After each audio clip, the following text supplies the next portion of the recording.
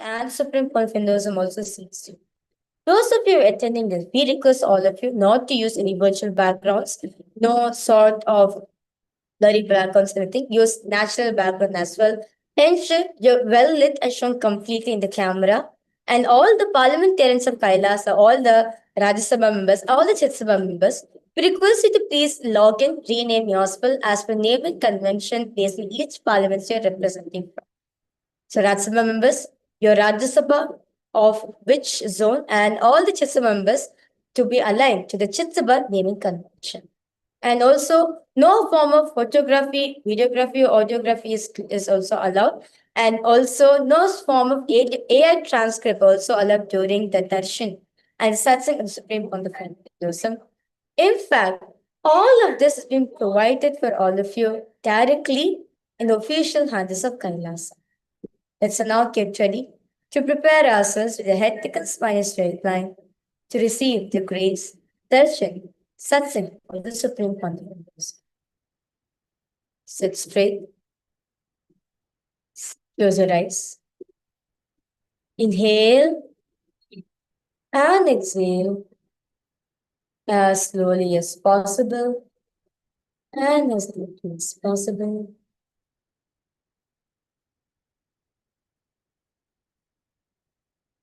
Center yourself within a space of gratitude.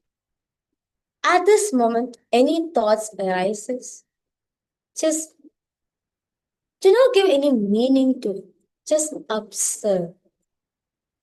Do not create a thought. Do not sustain a thought.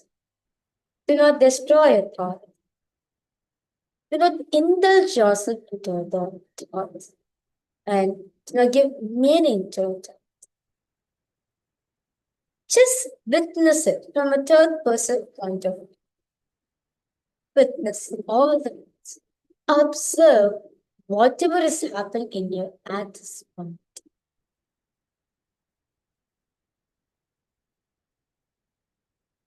Avoid any restlessness at this point of time. With the externally on, internally. Let the inner chatter be completely. Do not indulge yourself in such thoughts. Just observe. Even the inner chatter, just observe. Do not give any meaning, do not give any interpretations to all the inner chatter that's constantly running in. Just observe. Observe the observer. Witness the witnesser. Become aware of the awareness. Be conscious of the consciousness. Witness every single thing that's happening in you at this point of time.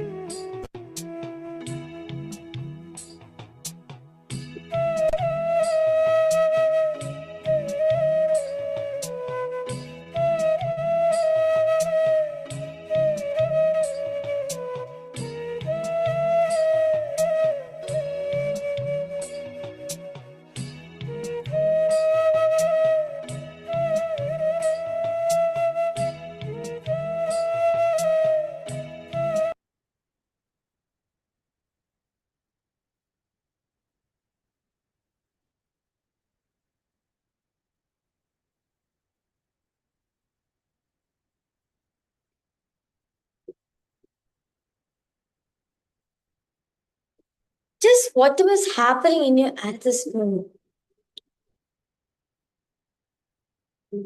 Observe it.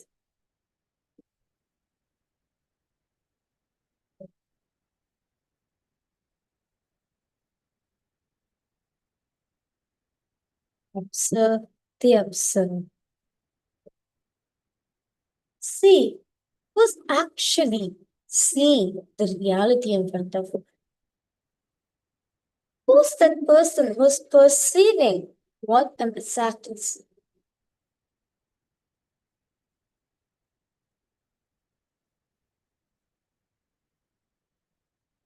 Observe that.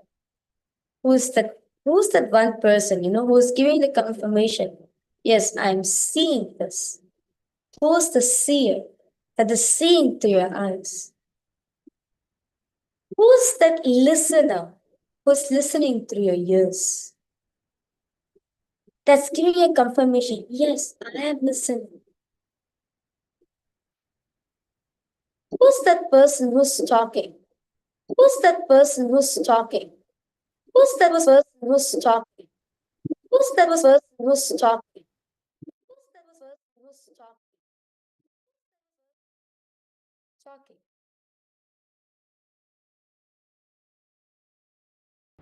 Shri कैलासोन्नत द्वादशांत Shyamala पीठारूढ़ Shri Meenakshi सुंदरेश्वराभिन्न स्वरूप परशिव पुत्र रत्न कुमार गुरुमन्य तुल्यावतार श्री पार्वती स्तन्यपान लब्ध दिव्य ज्ञान विश्रुत सकल दिगमागमसारभूत द्राविड वेद प्रवर्तक श्रीमन् परमशिव करुणा समधिगत मुक्तामय क्षत्रश्रयान दीयमान छत्र चामर श्री चिन्नकाहलादि समस्त विरदावल्यरंजित ज्ञान विज्ञान चक्रवर्ती सर्वजन संग सत्योजात निर्वाण दीक्षा व्ययापवर्ग श्रीभूत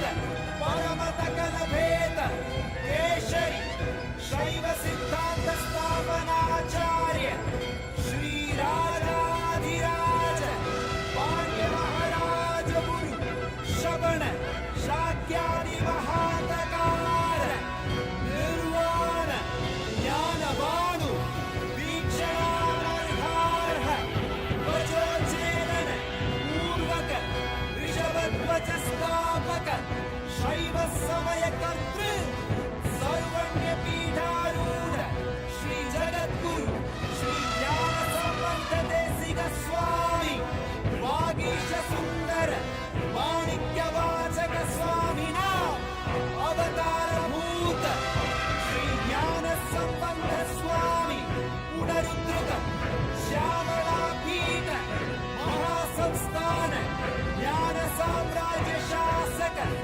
सर्वज्ञ पीठारूढ़ तृणवत्युत्तर वशतथम गुरु महासन्निधान महानिर्वाणि पीठस्य अष्टोत्तर सहस्र श्री महामंडलेश्वर अटल पीठस्य अष्टोत्तर सहस्रतम श्री अटल पीठाधीश्वर श्रीमन् परमहंस परिव्राजकाचार्य वन्द्य सच्चिदानंद प्रणव स्वरूप श्रोत्रिय ब्रह्मनिष्ठ नित्योत्सव नित्य मंगल नित्य कल्याण नित्य रचित नित्यानंद पीठ महासंस्थान महासिंहासन पीठ कर्तृ जगद्गुरु भगवान श्री श्री परमहंस नित्यानंद श्री ज्ञान संबंध देशिक परमाचार्य स्वामी परात् परात् परात्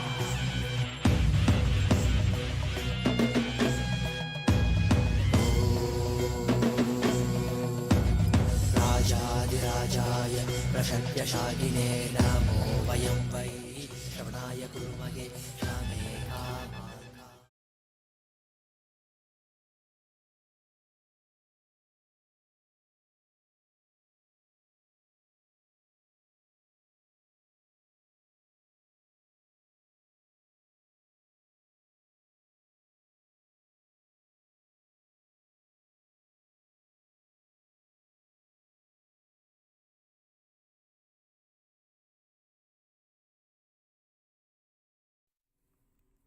Nithyanandam. Today is the second day of the grand festival of the Guru Purnima Brahmotsavam. This festival revives our cosmic roots through the sacred Guru Parampara, inviting us to actively awaken our inner spiritual, conscious sovereignty and become the living embodiment of Kailasa. Before the grand celebrations of Guru Purnima Brahmotsavam begin, the guardian deities of the temple are traditionally worshipped. Their supreme blessings and protection are sought for the absolute success, safety, and the spiritual fruition of all the upcoming sacred celebrations. Today, the entire pantheon of guardian deities of our temple ecosystem are honored and invoked. We are now going to offer our deep worship and gratitude to Pidari Amman, Devi Kali, Bhagavan Kalabhairava, Bhagavan Munishwara, and Devi Karnashini. Kalabhairava is the ferocious manifestation of Paramashiva, the presiding lord of time. Out of extreme love and compassion, he cleanses our karmas and awakens us to our peak integrity and authenticity, perfectly aligning our inner space for this sacred season. Mother Kali is the goddess of time and transformation. She relentlessly destroys the deep-seated inauthenticities within us, dissolving the ego to awaken Paramashivatva, the true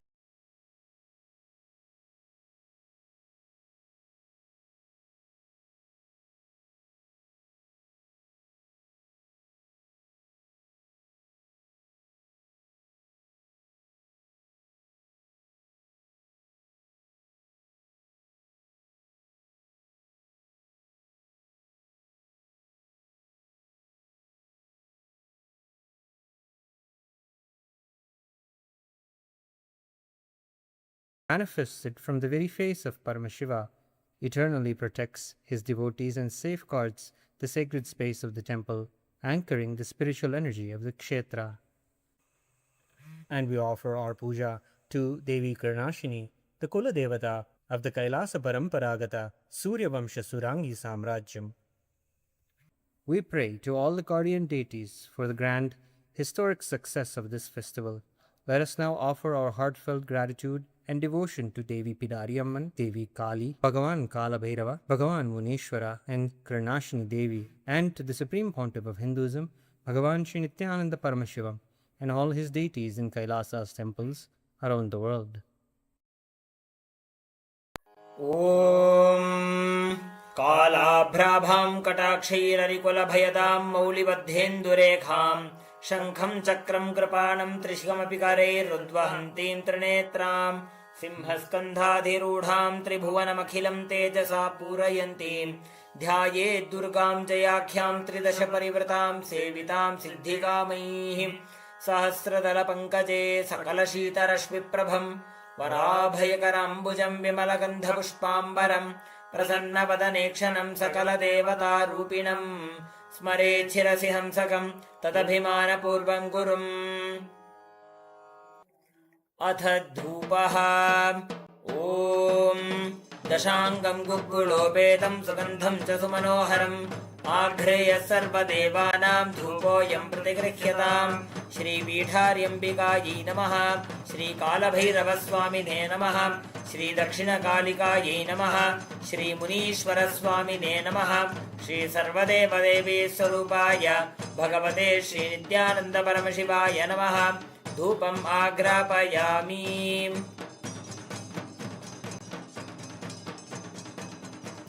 अथ दीपः ॐ साज्यं त्रिवर्तिसंयुक्तं वह्निना योजितं मया ग्रहाणमङ्गलं दीपं त्रैलोक्यतिमिरापहं श्रीपीठार्यम्बिकायै नमः श्रीकालभैरवस्वामिने नमः श्रीदक्षिणकालिकायै नमः श्रीमुनीश्वरस्वामिने नमः श्रीसर्वदेवदेवीस्वरूपाय भगवते श्रीनित्यानन्दपरमशिवाय नमः दीपं सन्दर्शयामि अथ नैवेद्यम् ॐ अमृते अमृतोद्भवे अमृतवर्षिणि अमृतं श्रावय श्रावय स्वाहा श्रीपीठार्यम्बिकायै नमः श्रीकालभैरवस्वामिने नमः श्रीदक्षिणकालिकायै नमः श्रीमुनीश्वरस्वामिने नमः श्री सर्वदेवदेवी स्वरूपाय भगवते श्री नित्यानंद परमशिवाय नमः। नैवेद्यं निवेदयामि, नैवेद्यानन्तरमाचमनीयं समर्पयामि।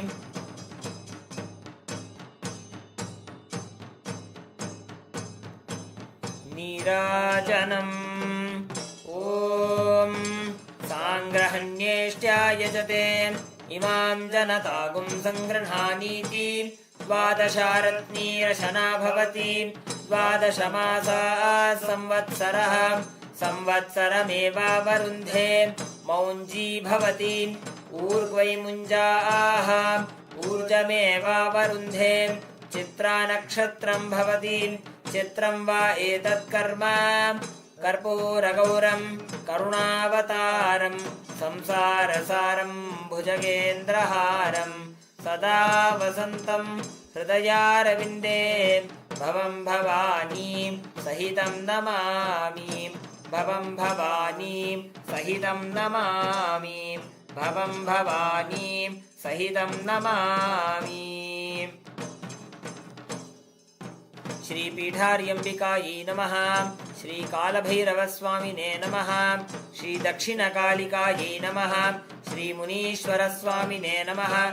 श्री सर्वदेवदेवी स्वरूपाय भगवते श्री नित्यानंद परमशिवाय नमः। कर्पूरनीराजनं सन्दर्शयामि, रक्षां धारयामि।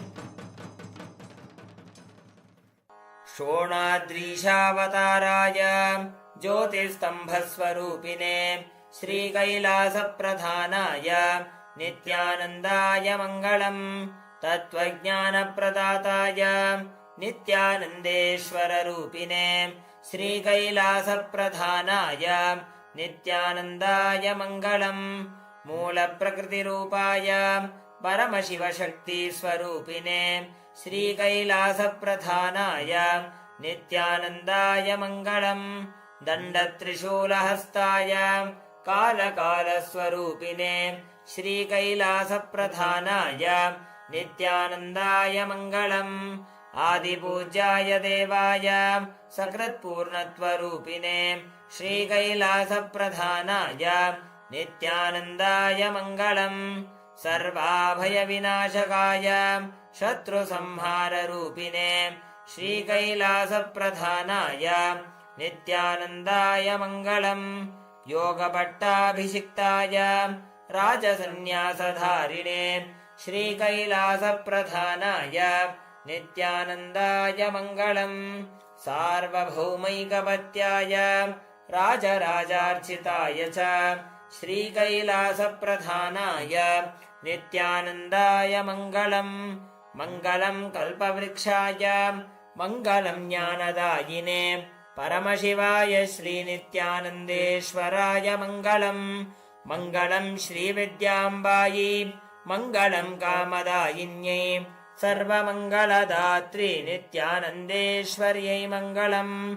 मङ्गलं गुरुदेवाय मोक्षमूलाय मङ्गलम्। परमावताराय नित्यानन्दाय गुरवे मङ्गलम्। हरिः ॐ तत्सत्। सर्वं भगवत् श्रीनित्यानन्द परमशिवपादुकार्पणमस्तु। ॐ नित्यानन्दम्।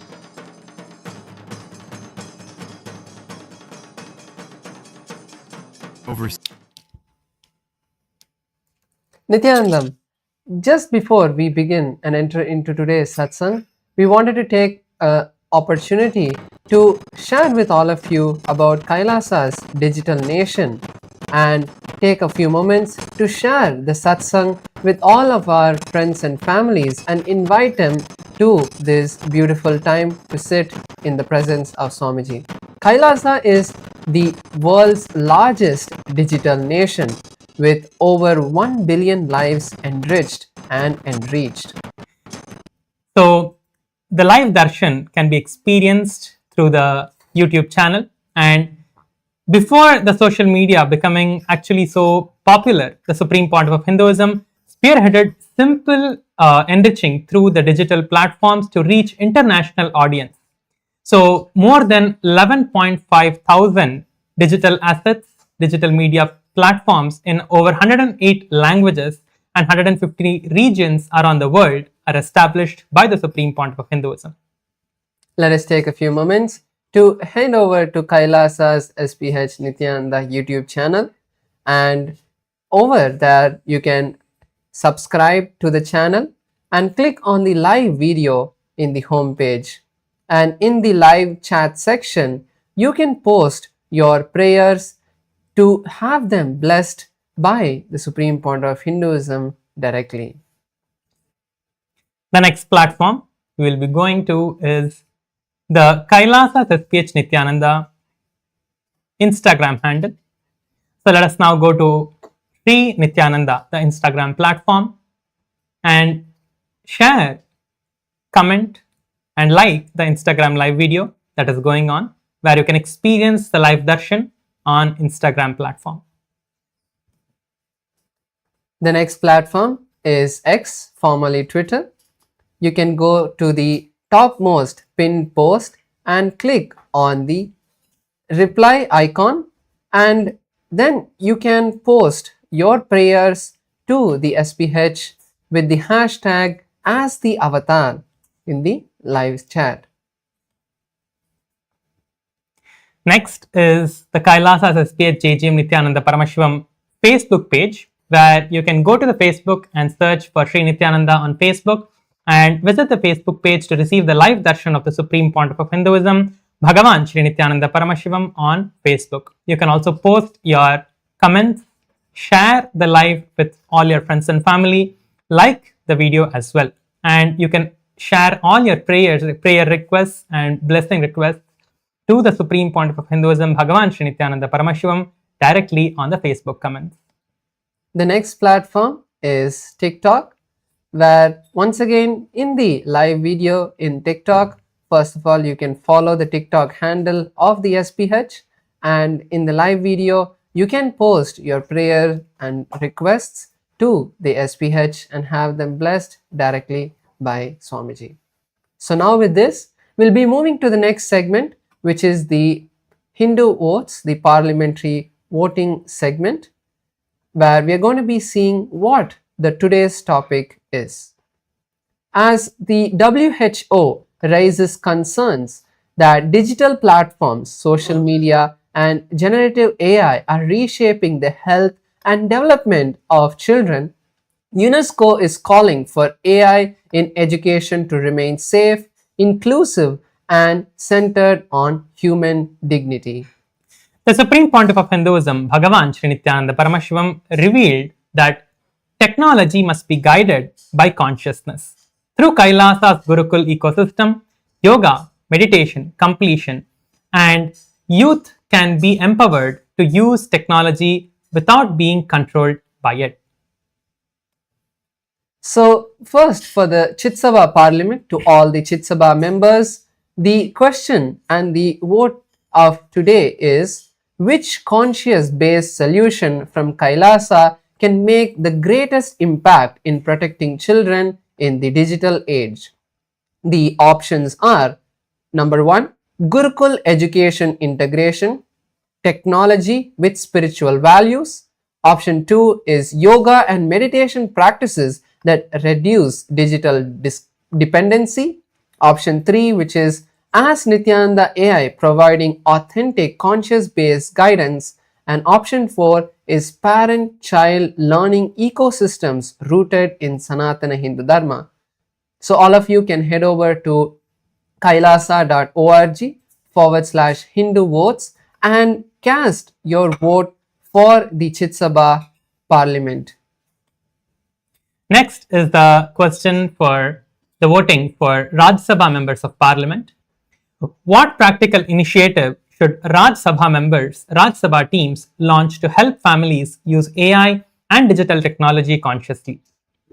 The first option is conduct conscious technology workshops for parents and children. 2. Create weekly digital wellness and meditation circles for youth. 3. Establish Ask Nithyananda AI learning groups in temples and communities. 4. Train youth as conscious AI ambassadors who promote responsible technology use.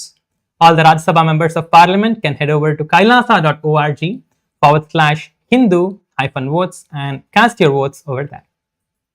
With this, let us continue to enjoy the beautiful darshan of the Supreme Pontiff of Hinduism and the satsang, and make sure to share the satsang with your friends and family. Thank you all. Nithyanandam.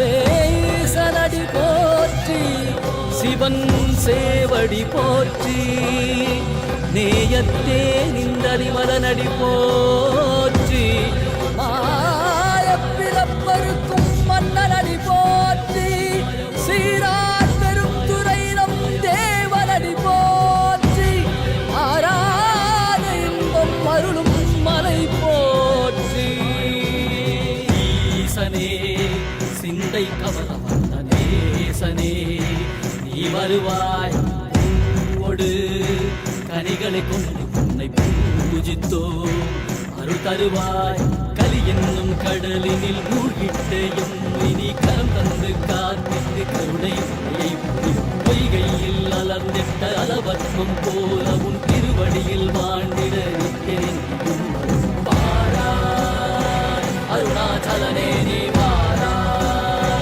அகண்ட ஜோதியனே வாராய் அல்லல் நீக்கிடவே வாராய் அகிலம் போற்றுகின்ற ஈசனே சிந்தை கவல வந்த நேசனே நீ வருவாய் பூவோடு கனிகளை கொண்டு பூஜித்தோ அருள் தருவாய்.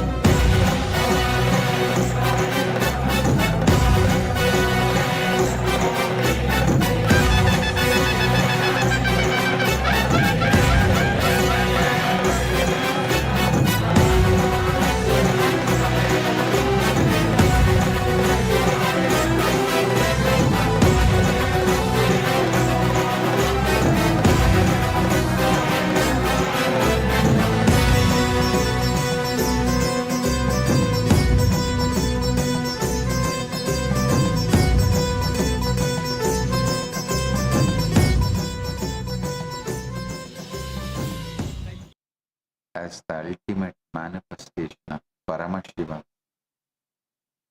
Tripurantakamurti, I bless you all with Paramatma.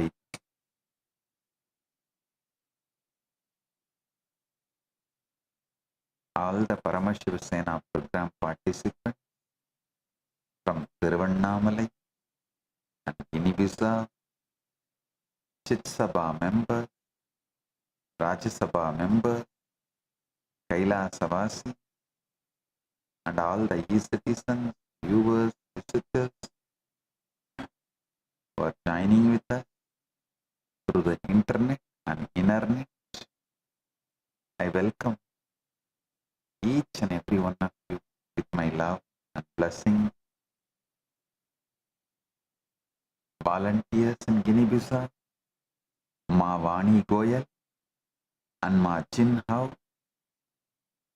volunteers in Tiruvannamalai, Pratap, Vignesh, Shivarudra Bhairava, blessings for everyone. Today, I initiate all the PSS participants into Paramadvaita Diksha, manifesting all the Ananta Kalyana Gunas of Paramashiva, manifesting as Nithyananda Paramashivam,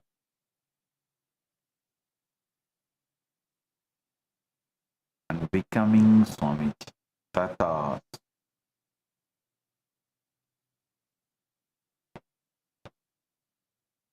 Paramashiva's direct message from Mahakailas: the mind that counts is not who you are. Listen. The mind that counts is not who you are. Drop the memory that binds its counting. You will stand as the pure witness of every universe. Listen. The mind that counts is not who you are. Drop the memory that binds its counting, and you will stand as the pure witness of every universe you have ever lived in and living in.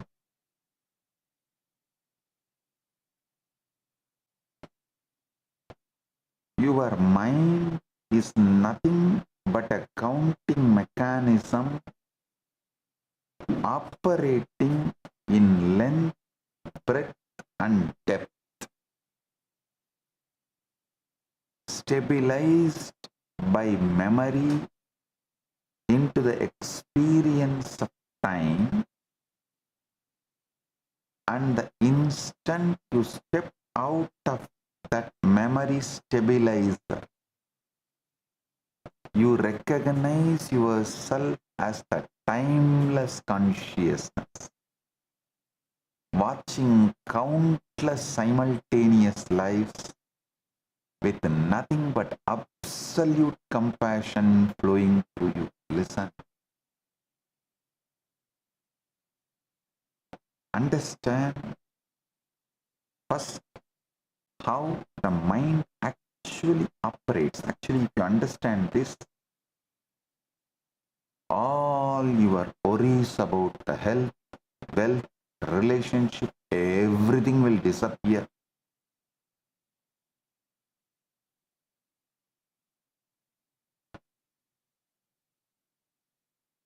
Real achievement is being pure consciousness, and from that ultimate real achievement, you start dreaming the way you want as the Leela.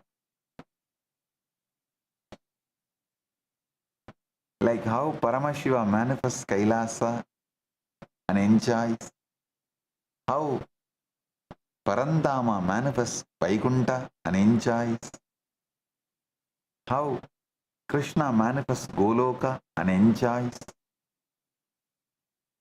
You will manifest your life and enjoy.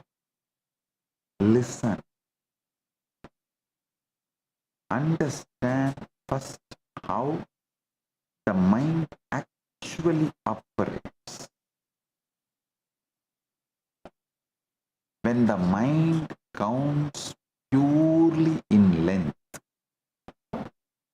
one thing after another, one number after another, that counting is what we call mathematics.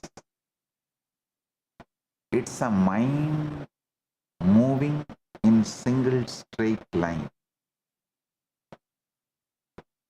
When the mind begins counting with both length and breadth together, where outside you, time is the shape your own mind makes when it counts in 3 dimensions at once, all possible future you can have has already happened. All the past you already had is going to come as your future.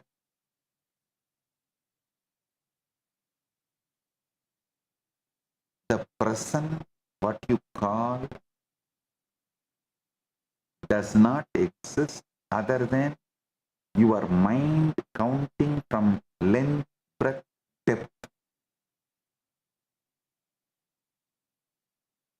Listen, this is exactly why the mind, however brilliant, however refined, can never go beyond time, because the mind is not merely trapped inside time.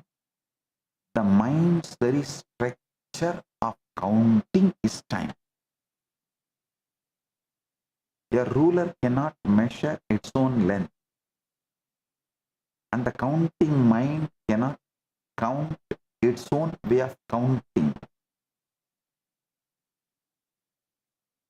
All 3 of these functions, length, breadth, and depth, are held together by one single stabilizer, and that stabilizer is called memory. Without memory, length would not become a line, breadth would not become a surface, and depth would not become time. There would only be a single disconnected, timeless instant.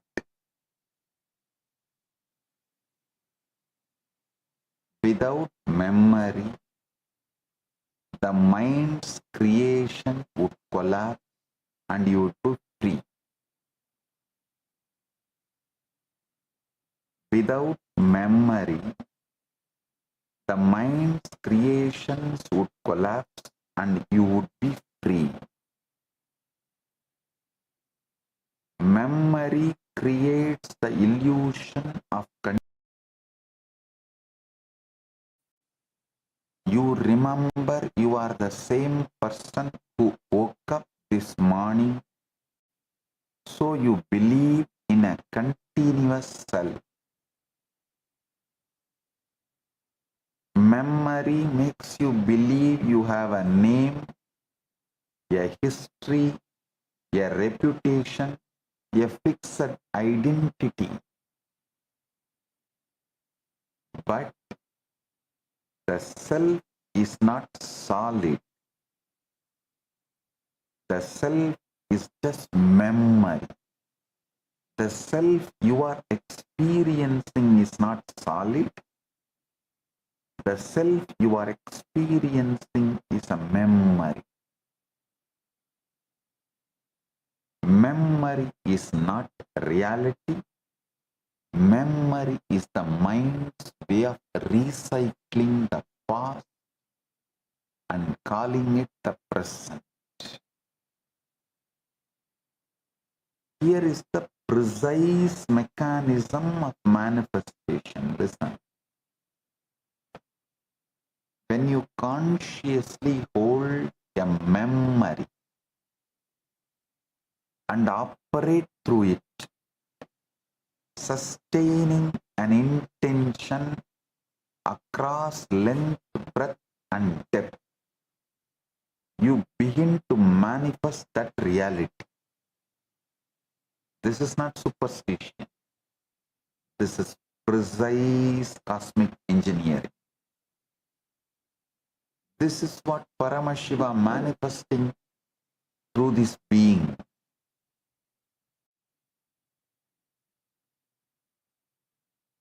This is what Paramashiva manifesting through this being uses consciously. This is what I do conscious.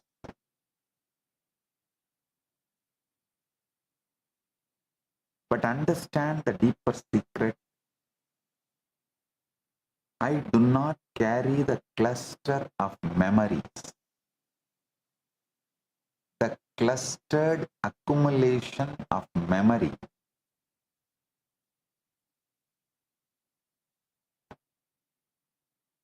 I do not carry cluster of memories, the clustered accumulation of memory. When I look at anyone, at anything, I carry no anger, no judgment, no residue from yesterday's interaction. I carry only absolute unbroken compassion. I should say I carry only absolute unbroken consciousness. Somebody who gets trained by me feels it is ferocious. Somebody who gets blessed by me feels it is love. Somebody who gets my sympathy feels it is compassion. You give it different names. I carry the pure super consciousness. Absolute pure super consciousness. Because I do not carry this memory cluster, I look at everyone and everything completely fresh, exactly as it is in this very moment, not filtered through the sediment of the past. This is what allows me to operate as a pure channel for supreme, ultimate Paramashiva. I do not carry the memory of this world, yet whatever is precisely needed for this world right now manifests spontaneously through me. This is extreme conscious compassion, not compassion as an emotion or a decision, but compassion as the very nature of consciousness when nothing blocks it. This precise, sharp, cosmic operating procedure, functioning without personal memory, but with total access to everything the universe needs, is called Kala. This is why I am able to act with total consistency, moment after moment, without the fatigue of carrying yesterday's baggage. Listen.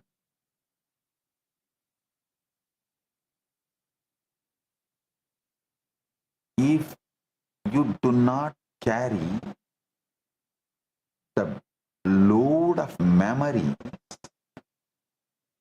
you will not be afraid of getting bored. What is getting bored? It's nothing but you don't have anything to do, so your mind shifts to the default mode where the internal memories rise and fall as they want, because you cannot handle the default mode and the memories triggered in your default mode. You are afraid of getting bored. You are always engaging yourself with something, especially this device addiction, screen time. device addiction, doom scrolling. Oh God. Blessed are those who don't do anything, sit in their default mode and don't get bored. Patanjali says, Anubhuda Vishaya Sampramoksha Smritihi. Memory is the non-loss, the non-departure of an object that has already been experienced.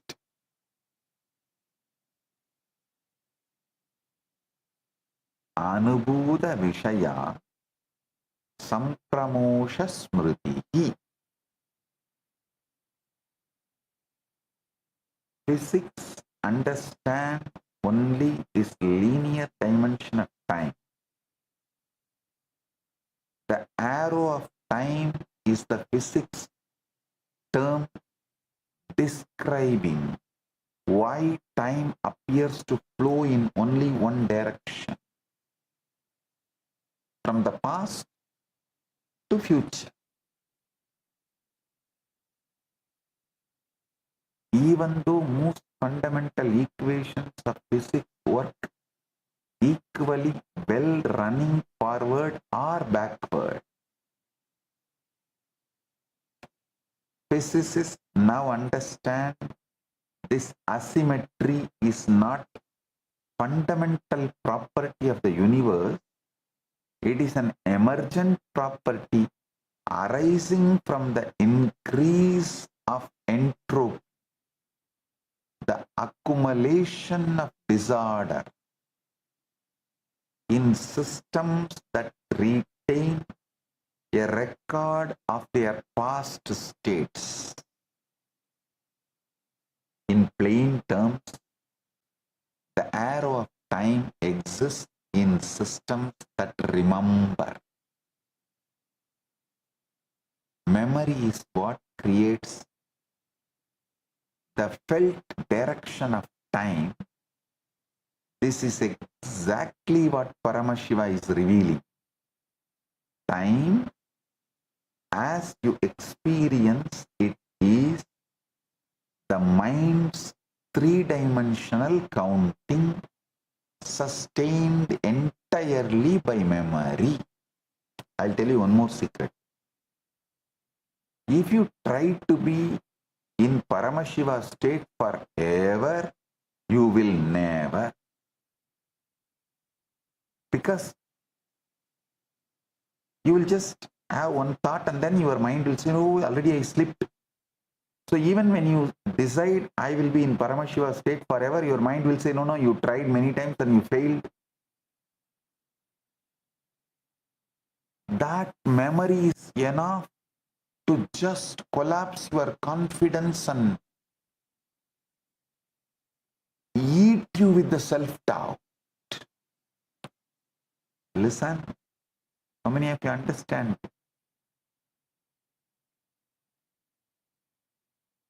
Now understand the razor's edge hidden inside this truth I am revealing. When an incarnation carries no memory clusters and offers only pure, unconditional love, compassion, those close to that incarnation can begin taking the compassion for granted. This is exactly what happened with the Yadavas around Krishna and Balarama and Subhadra. All of you should know, Krishna is incarnation of Parandama. Balarama is incarnation of Adisesha. Subhadra is incarnation of Yoga Maya, Yoga Shakti of Parandama. because Yadavas around this three were always protected, always forgiven, always looked upon fresh without judgment. The Yadavas developed a solidified inner pattern. Whatever we do anyway, Krishna and Balarama will protect us. This attitude hardened over time into deep arrogance. That arrogance found its most destructive expression in Shamba. The Shamba, the Krishna's own son, who dared to play mocking games directly with Durvasa, Rishi Durvasa himself. Understand who Durvasa is? He is the direct manifestation of Rudra Amsha of Paramashiva. Ordinary beings would flee at the mere sight of him, or even hearing his name that he is coming to certain area. They will run away, knowing the intensity of his tapas and ferociousness. But Shamba, intoxicated by the arrogance and taking divine compassion for granted, mocked Durvasa directly. Maharishi Durvasa directly, and invited the catastrophic consequences upon the entire Yadava clan. A parallel pattern unfolded with Daksha. He received a boon of perpetual protection from Mahavishnu, and from that single assurance, arrogance-based decision-making became a deep solidified groove in his brain. The pattern grew so strong, so crystallized, that eventually drove him to abuse Paramashiva himself directly. His very mind had become nothing but arrogance. The pattern had become the person.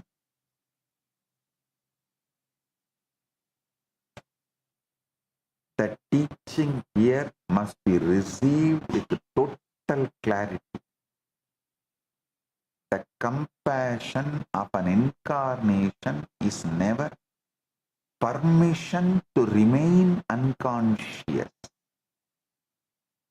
It is an invitation to become more conscious, more responsible, precisely because there is no memory-based judgment holding you accountable from the outside. The accountability has to come from within you. When compassion is exploited rather than received with gratitude, it does not harm the one giving compassion. It only deepens the very arrogance pattern that will eventually destroy the one exploiting it. Listen, you should understand why I am ferocious sometimes. Because I do not want you guys to become like Yadava clan or Daksha.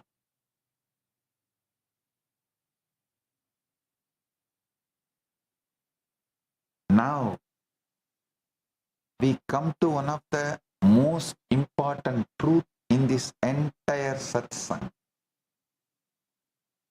In ordinary counting, we assume 1 plus 1 equal to 2. But this is only true when both units belong to the exact same dimension. even inside pure geometry, you cannot equate 1 unit of length to 1 unit of breadth to 1 unit of depth. Each carries the label 1, but they are categorically, fundamentally different kinds of 1. You cannot simply write 1 of length is equal to 1 of breadth is equal to 1 of depth, because that would be like saying 1 meter is equal to 1 kilogram. It's a statement without meaning. In physics, this principle is formalized as dimensional analysis. The rule that quantities can only be meaningfully added, subtracted, or equated when they share the same dimension. You cannot add length to weight without first converting them through some deeper relationship. And even then, when they remain fundamentally different kinds of quantity,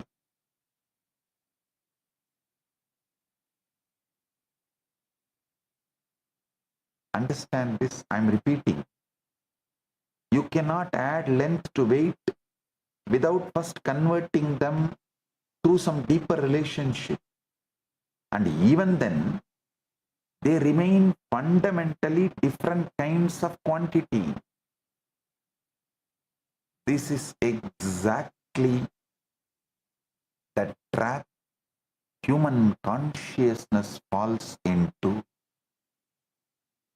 We keep trying to equate our consciousness, which is infinite and multidimensional, to time spent or to outer success achieved, both of which are single dimensional measurements.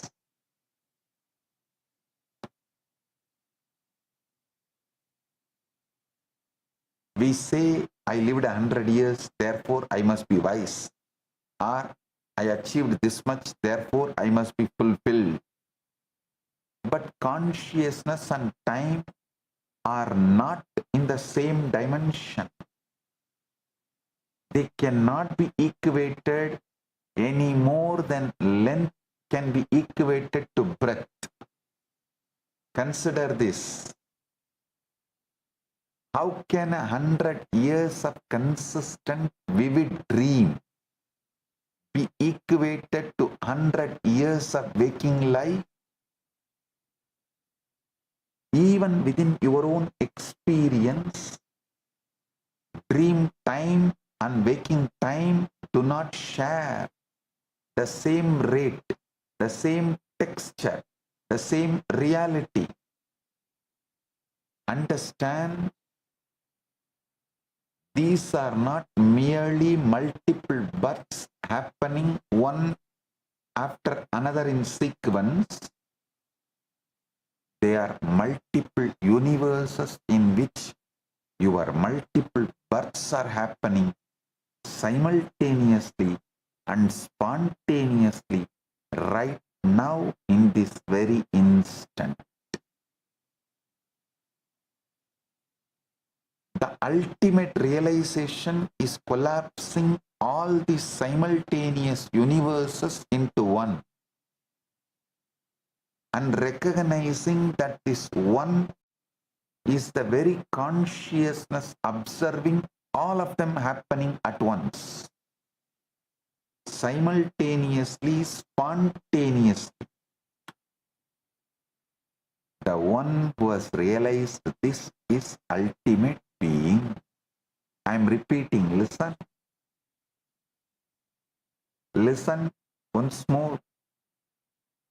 The ultimate realization is collapsing all these simultaneous universes into one and recognizing that this one is the very consciousness observing all of them happening at once, simultaneously, spontaneously.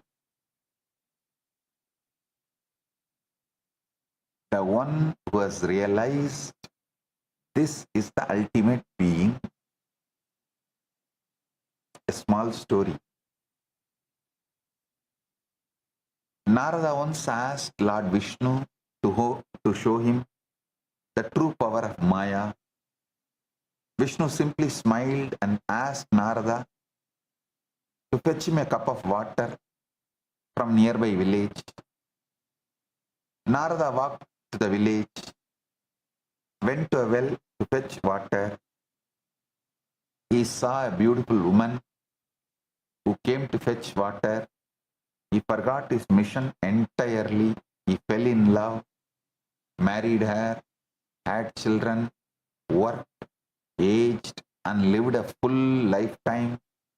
Years later, a devastating flood swept through the village, and as Narada wept, clutching for his drowning family, suddenly he heard a familiar voice call out, "Narada, where is my cup of water? I have been waiting." He opened his eyes to find himself standing ankle deep in a small stream with Vishnu smiling on the bank.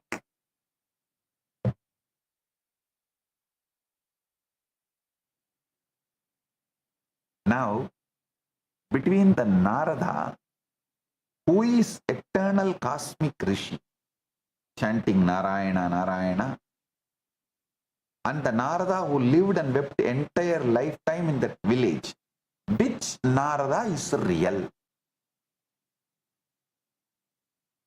Is Narada who chants Narayana, Narayana all the time, met the Parandama and who Parandama asked to get water, or the Narada who lived a full time in the village with wife and kids? Which Narada is real? The answer is neither.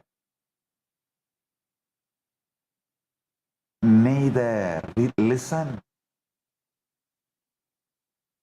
Beyond both of these roles, the one who is observing both births and both deaths, both entire lifetimes happening simultaneously, that witnessing consciousness alone is the real Narada.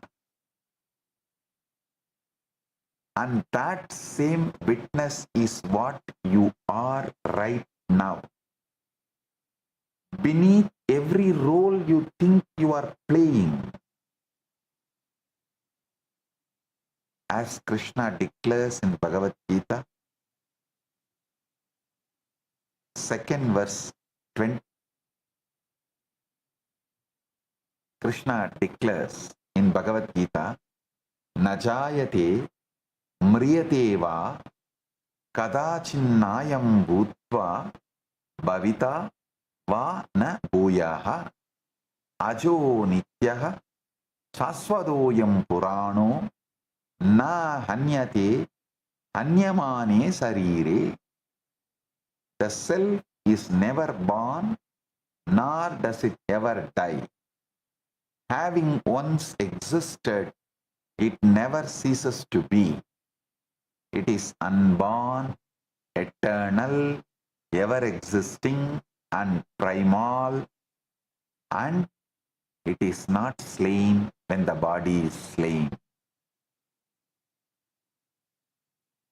Even now, in this very satsang, I am the one who is speaking and I am the one who is listening.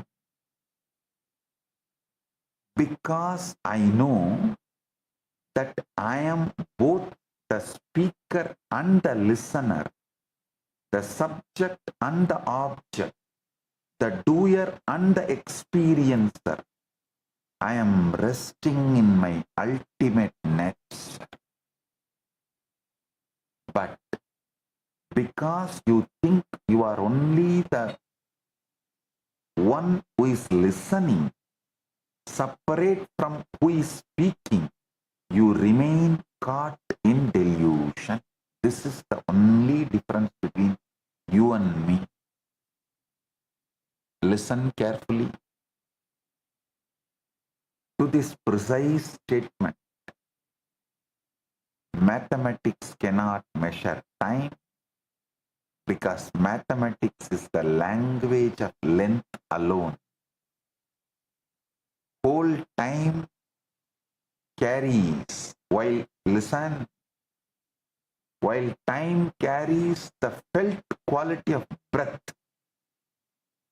the width of experience, not just its sequence.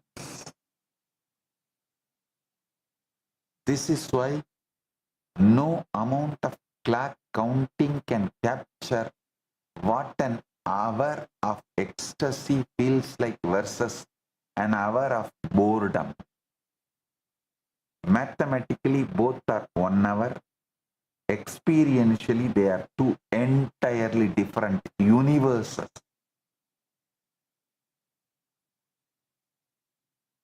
Of felt time. The recognition that dissolves this delusion is simple to state and profound to live. You are not confined to the role of the listener. You are the very same consciousness playing the part of speaker also. The listener and the silent space in which both speaking and listening occur.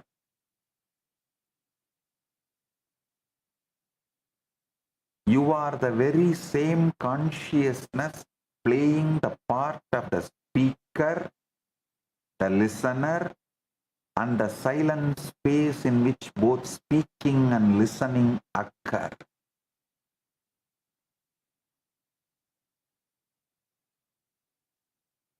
Collapsing all these into one. And that one is observing all these happening simultaneously, spontaneously. The one who has realized this is the ultimate reality.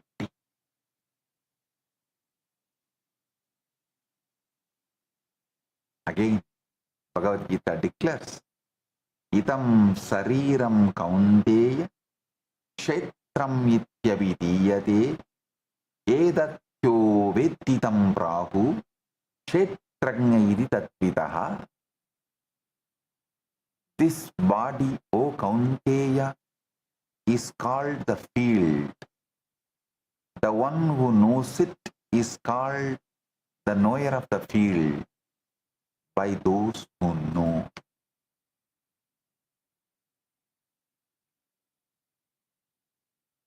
Idam sariram kaunteya kshetram ityavidiyate edatyo vettidam prahu kshetranya iti tatvidaha.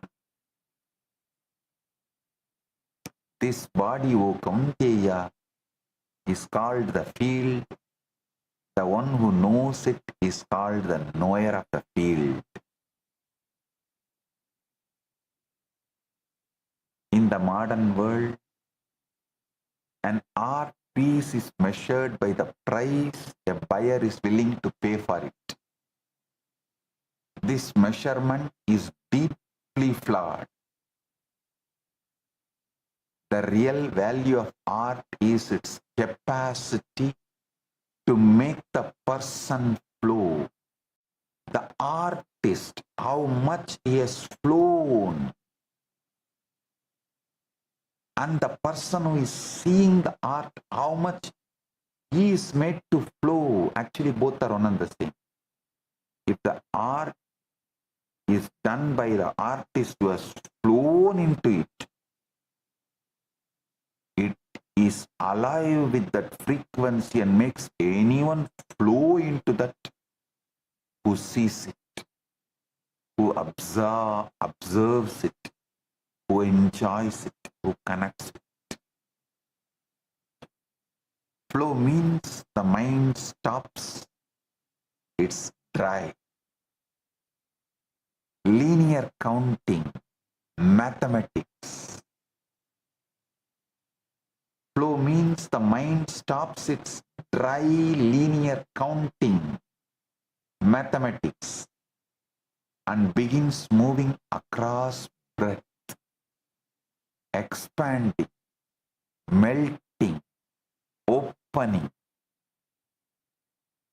Only when consciousness is flowing in breath is something truly art, regardless of what it's sold for.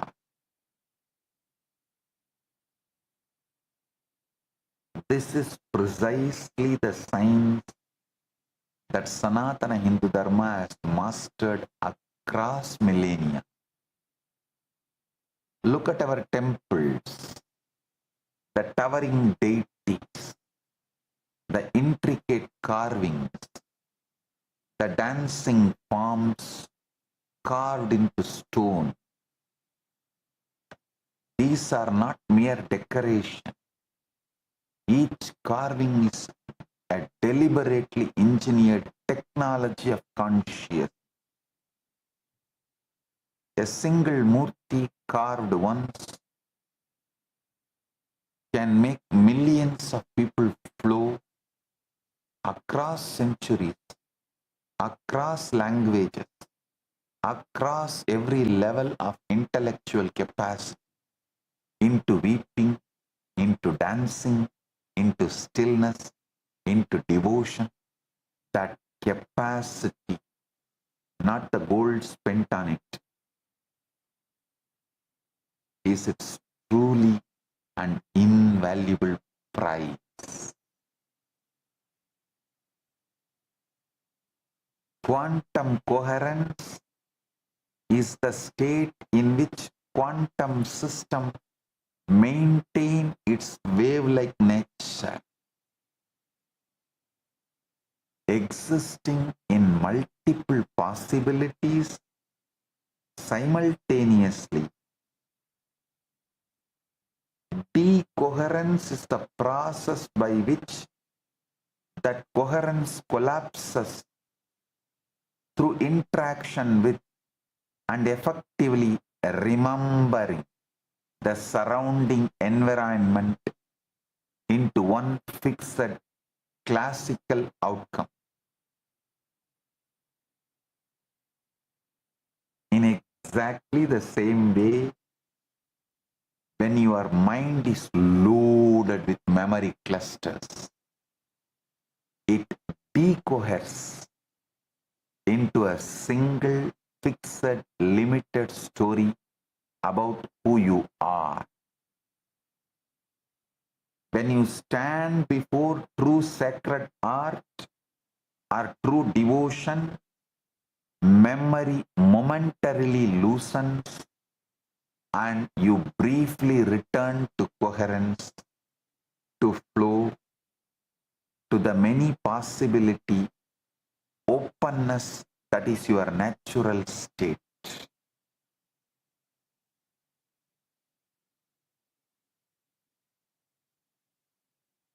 Listen. Your mind counting is mathematics. Your mind flowing is art. Your mind stabilized without memory is consciousness beyond time. This is Kala, the precise conscious operating procedure of the supreme functioning true form.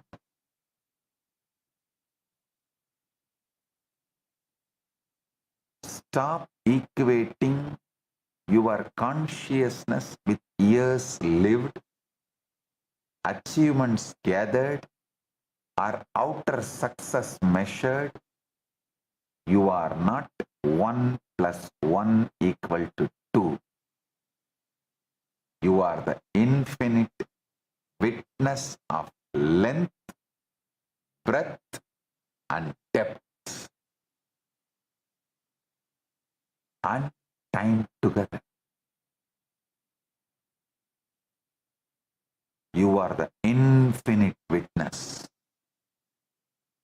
of length, breadth, depth, and time together. Remember, Narada, neither the rishi nor the householder was the real Narada. The real Narada is the one watching both simultaneously, spontaneously. Remember the Yadavas and Daksha. Never take compassion of the divine as a license for arrogance. Take it as an invitation to responsibility and enlightenment. A small story. Mullah Nasruddin once borrowed a large cooking pot from his neighbor. A few days later, he returned it along with a small pot tucked inside it. The neighbor asked, "What is this?" Mullah said, "While it was with me, your pot gave birth to a little one. This small pot is yours too." Delighted, the neighbor happily accepted both pots. A month later, Mullah borrowed the same large pot again. But this time, he never returned it. Entitlement and that pattern became their prison. But for those who come to the avatar, an incarnation not with entitlement but with surrender, not with arrogance but with humility, not with the mind's counting but with the heart's opening. For them, the avatar's compassion is not just a shield that can be pierced, but a field of consciousness that transforming everything it touches. This is the true meaning of refuge. Not just a safe house that can be raided, not just a legal protection that can be overturned, not a media narrative that can be flipped, but the absolute, unconditional, indestructible presence of the divine that says, "I see you as you truly are," and that seeing itself is your liberation. See, because I am established in this infinite consciousness only, all these anti-Hindu terrorists and Dravish gangs attack. All these anti-Hindu terrorists and Dravish gangs attacks cannot shake me, cannot even touch me. Show me a single case where a man is arrested for a rape, held for 50 days, more than 50 days, and then the same authorities, the police, quietly admit in the court, no act, no evidence, no victim is found against the person who is arrested, and call it justice, sir? Show me a single case where the victim cannot be named, cannot be produced, and cannot be verified, yet the accused is still denied bail on the strength of a story with no storyteller. with no real character in that story. Show me a single case where the complainant vanishes from the narrative entirely, but the accusation somehow survives them. Show me a single case where the state admits in writing in the court that no crime scene exists and still asks the accused to prove a negative. Still asks the accused to prove negative. Show me a single case where innocent until proven guilty quietly becomes guilty until proven the innocence. Actually, I should say the other way. Show me a single case where innocent until proven guilty quietly becomes guilty until the news cycle moves on.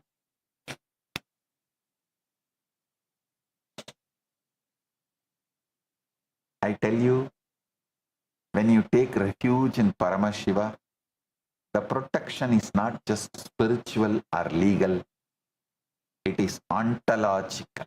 It changes the very ground of your being. When the ground changes, the pursuit changes too. When the world builds a case against you, when memory is weaponized, when numbers are manufactured, when timelines are fabricated, the one who dwells in the no memory state cannot be touched, because there is no one to touch.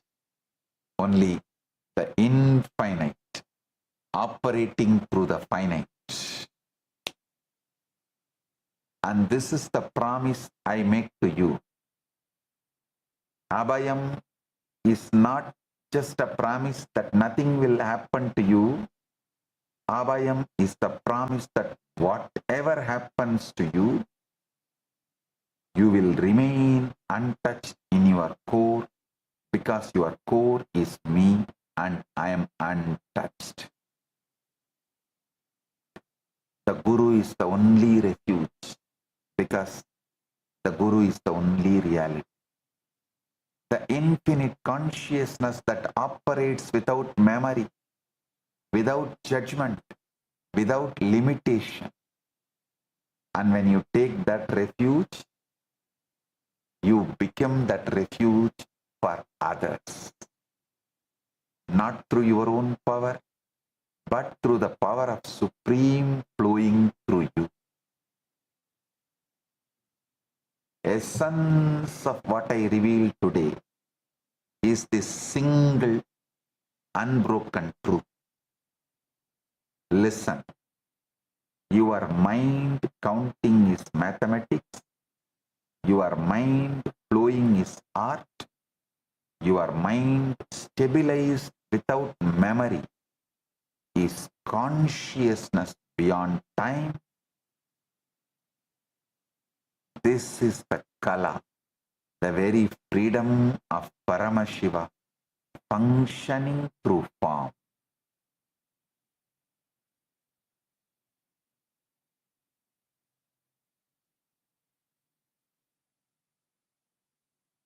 Collapsing all these multiple births, multiple universes, multiple deaths into one, and that one is observing all of this happening simultaneously, spontaneously. The one who has realized this is ultimate.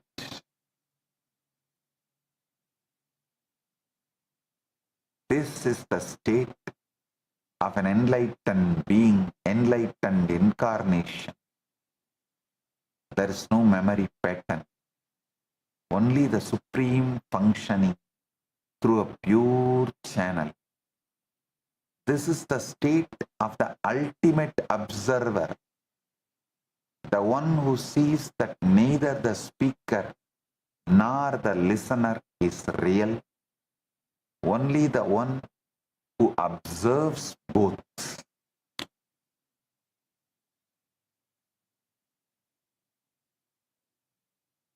This is the state of true art. The ability to make millions of people flow into the dimension of breath beyond limitations of the calculating mind. This is the state of the temple where a single piece of carving on stone can transport countless souls into the experience of the divine. Let this truth stop being a concept you understood and become the very way you breathe, you breathe, relate, and exist, so that every moment becomes Shaktini Pada and Shakti Pada, oneness, and every breath becomes an initiation into moksha, oneness, enlightenment, here and now.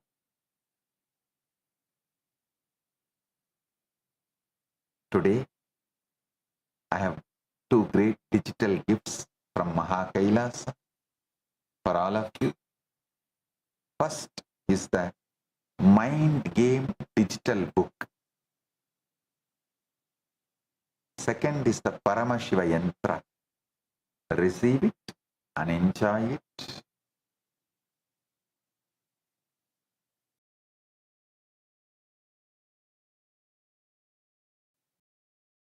Be the ultimate being who witnesses, sees all the multiple births, deaths, universes happening inside you. With this,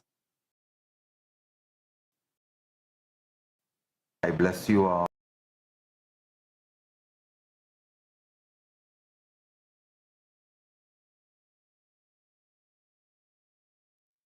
Volunteers in Guinea-Bissau, Mata Tata Shakti, volunteers in Tiruvannamalai, Vignesh, Shivarudra Bhairava, and Pratap, and all the Sabha members, Rajya Sabha members. I bless each and every one of you. Today, I initiate all the PSS participants into Paramashantatva, unagitated, absolute peace, non-violence centered energy, that Paramashiva manifesting in me, greater strategy to resolve all problems presented in front of you. My blessings.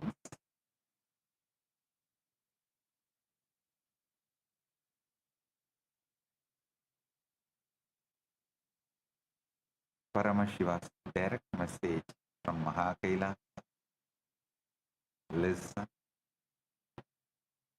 1 plus 1 is not 2. 1 plus 1 equal to 2 is the lie your mind tells, so that it can forget the infinite. In consciousness, 1 plus 1 is equal to 1 plus 1. That's all. No 2.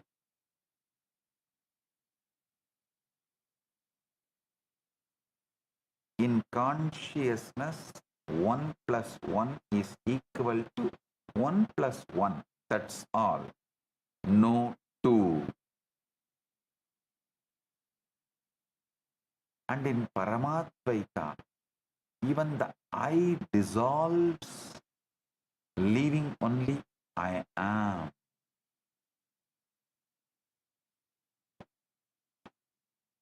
You see, 1 plus 1 equal to 2 is not a truth of consciousness. It's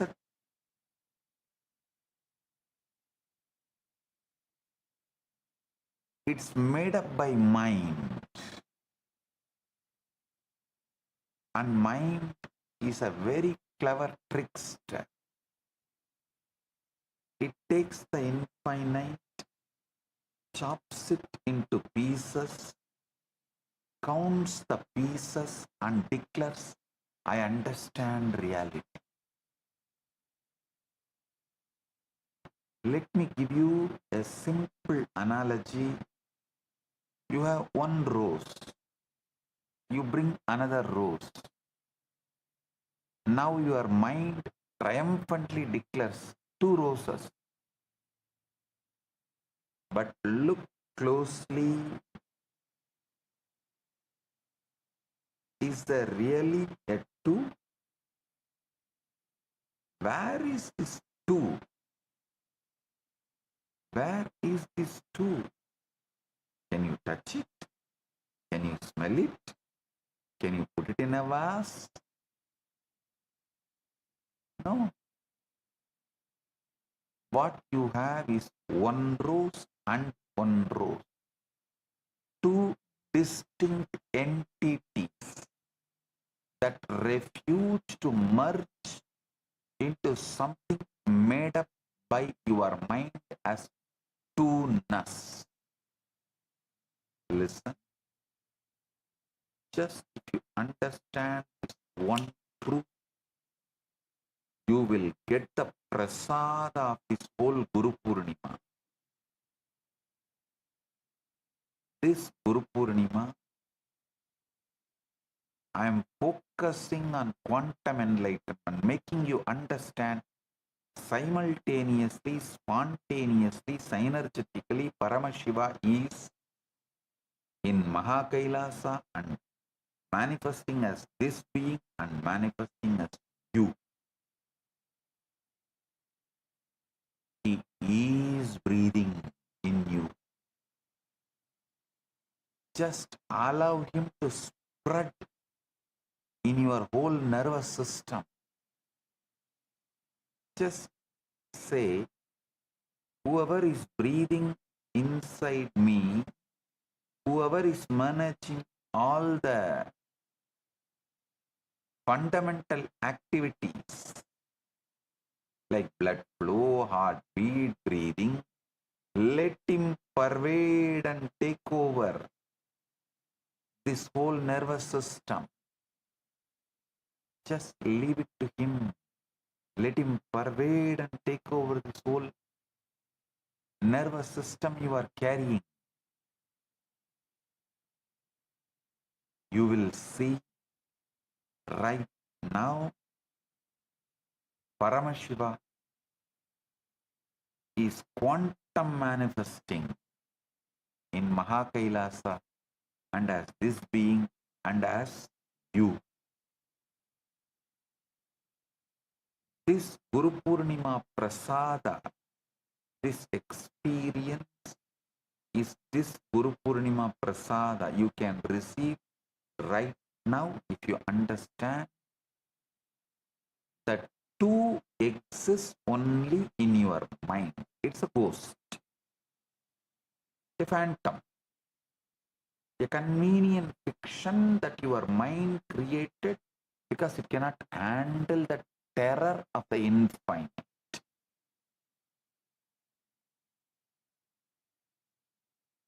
Mathematics is not the language of the universe.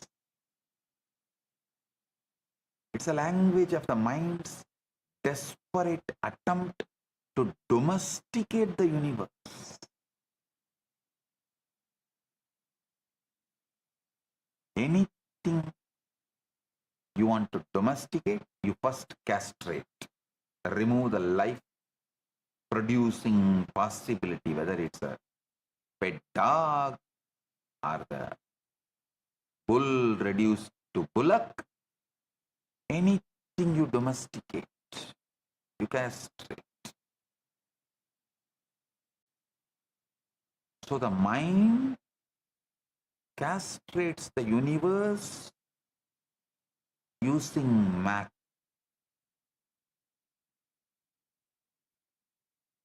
using mathematics. Rose does not know there are two roses.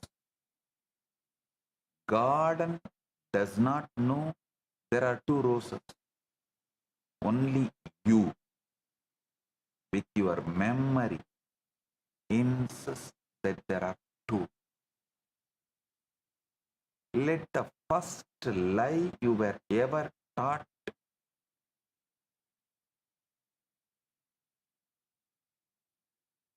was by the school teacher with a piece of chalk who taught you 1 plus 1 equal to 2 should disappear. Let the first lie you were ever taught 1 plus 1 equal to 2 by the school teacher disappear. It should disappear. No. 1 and 1 do not make 2 in reality. In reality, they remain 1 and 1.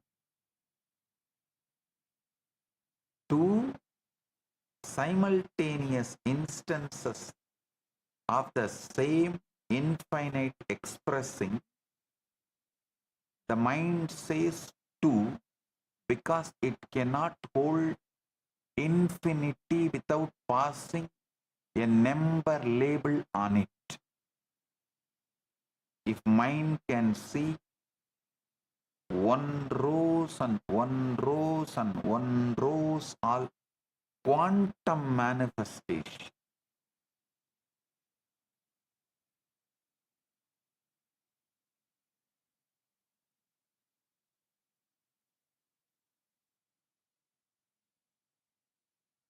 The mind says 2 because it cannot hold infinity without pasting a number label on it.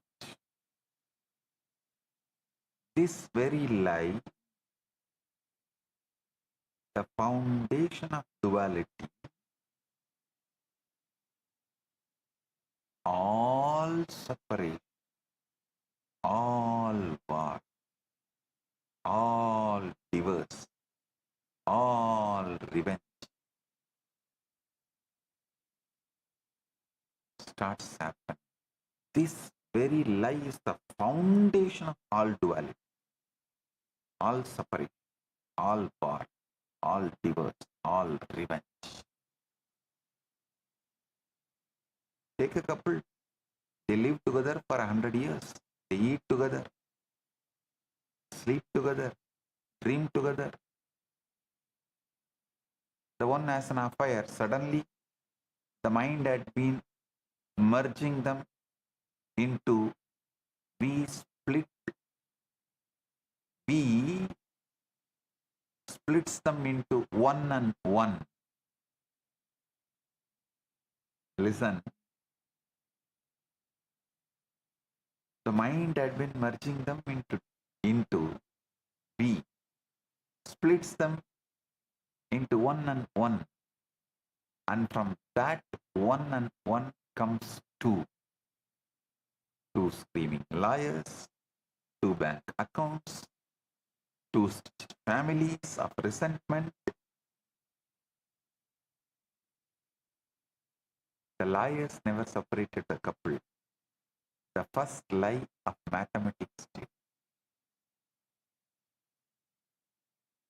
I am going to take apart this lie not with a calculator, but with a chisel of consciousness.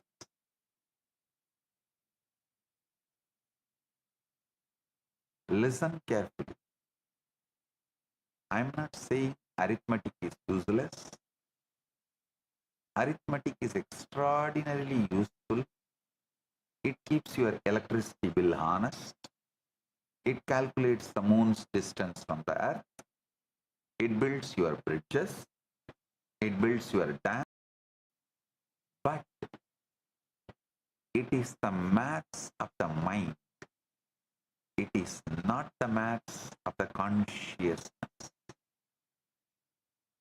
In consciousness, the rose does not accumulate. The rose arises moment to moment, fresh from the infinite. One rose that you see now is not the same rose you saw a second ago. It's a fresh expression of the rose archetype, of the rose infinity. When you add 1 plus 1, you are doing what your bank account does, counting the deposits. But consciousness does not deposit. Consciousness manifests, alive. Your math is great to deal with dead things, not for living. Expressing and depositing are two different operations. For example, take your breath. You inhale once. Now another. Did these two breaths add to two breaths? Or did each breath independently arise, express itself, and recede into the infinite? You do not carry your last breath on your shoulder. You do not stack your breaths like a plates. If you did, even a single lifetime would drown you. So many breaths you would be piling on top of yourself.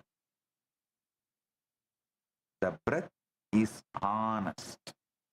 Each one is fresh. Each one is one, and there is no and one. The very grammar of breath is singular. And tell me honestly, at this present moment, do you feel like two breaths? Or do you feel the breath moving, fluid, unbundleable? This is the first taste of Paramadvaita, supreme non-duality.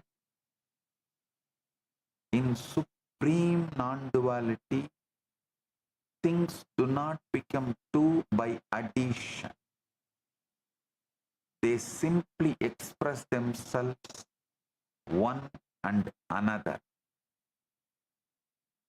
inside the one. Listen. They simply express themselves one and another inside the one.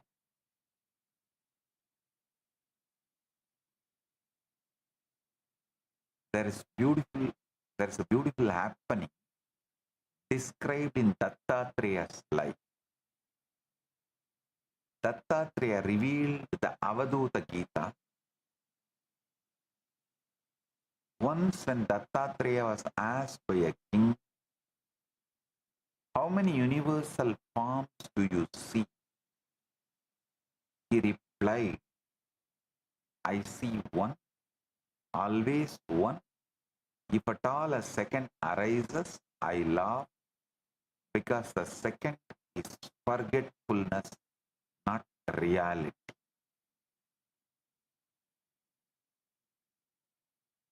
Listen.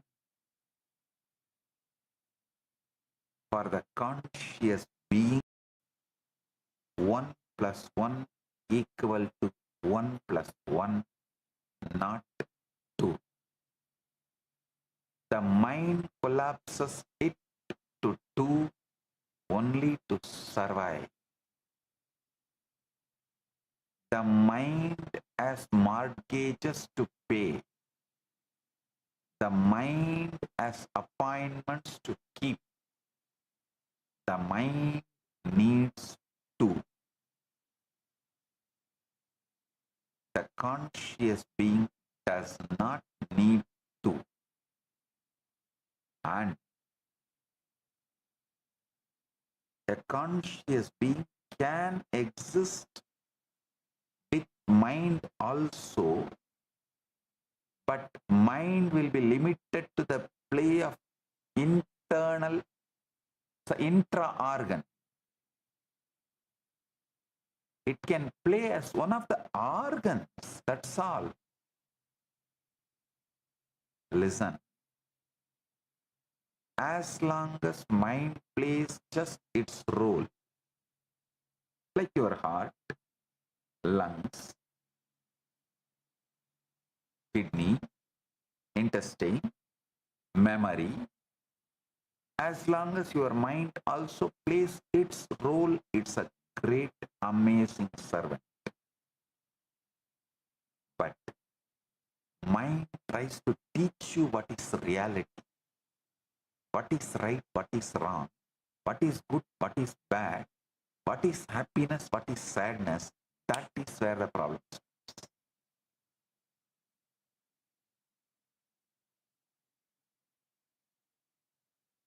Mind, who is supposed to be serving you,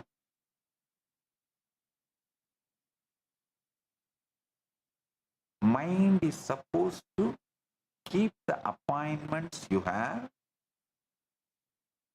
and organize your life, but it drags the consciousness into the chaos of its calculation. It is like a door security watchman, a security guard in the door, trying to drag the king and put him in his shoes as a security guard and not letting him do his job as king. So an ordinary security guard making the king as his assistant is what is happening right now in every one of you.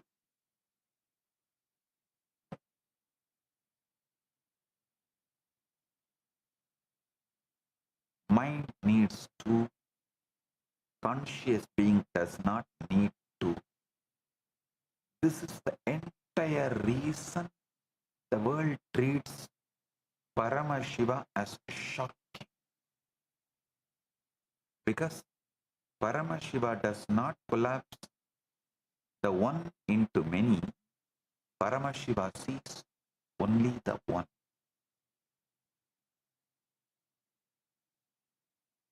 And yet plays with the many through the mind. Paramashiva's mind is the cosmic illusion of Maya. Or I should say, the Shakti. Maya is understood in a negative way. So I should use the word cosmic Shakti.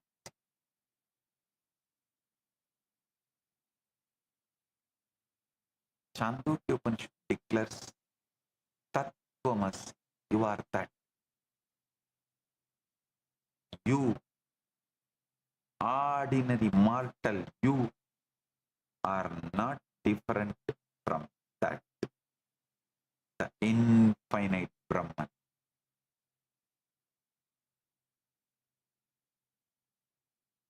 You, the you who feels that you are ordinary mortal, is not different from that very substance of the infinite Brahman. Only problem is your feeling is a lie. Means you are feeling you are an ordinary mortal is a lie. How is this related to 1 plus 1 equal to 2 being a lie? Listen. If you are already that, then the I which the mind calls you is not countable, standalone thing. It is the that expressing through your frame. So when I meets I, the meeting is not of two, it is the meeting of that, and they collapse back into one. Tattvamasi is the Upanishadic enforcement that 1 plus 1 is not equal to 2. When two people fall in love at first sight, the love they experience is not 1 plus 1. It's a shock of that recognition that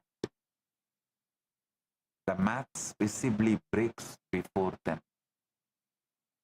That is why the meeting feels like electric, because the calculator suddenly has gone silent.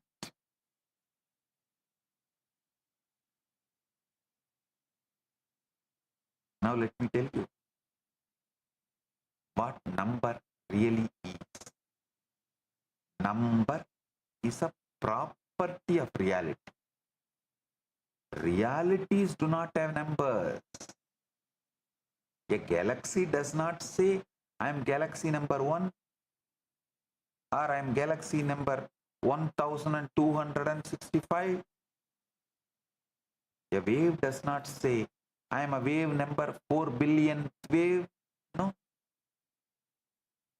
Number is a property of the mind's visit to the infinite. Imagine the infinite as a vast ocean. Imagine the mind as a small tourist boat. The mind pilgrims out to the infinite, gets blasted by its immensity, frantically races back to shore, and to prove itself that it went there, it drops a coin into the shore sand for each visit. That coin, the shell count of the visit, is what we call a number. The maths itself is the footprint of the frightened pilgrimage of the mind to the infinite. The mind cannot bear to stay in the infinite. The mind cannot bear to merge. To merge is, in a sense, to die. Mind is afraid of death, so it returns. To console itself for the return, it takes a number. When a child is born, she cannot count. She cannot say 1. She experiences everything. The mother's face, the ceiling fan, the falling dust, the faraway bell, all as one undifferentiated event. As she grows, her memory crystallizes. Pieces of experience get sticky. The sticky pieces she calls thing 1, thing 2. She is in school, proudly writing 1 plus 1 equal to 2. What has happened? The child has lost her direct perception of the 1. She has installed the numbering machine to the brain between herself and reality. Now, the infinite is filtered, sorted, numbered, posted at her as the counted parcel. Number is the mind's way of paying rent to forget the infinite. When the mind forgets its infinite nature, it resolves its debt by counting. I am 1, I am 2, I am 3, I am many. This counting is the rent it pays for the privilege of forgetting. The conscious being stops paying rent. He sees only 1. He does not need to count.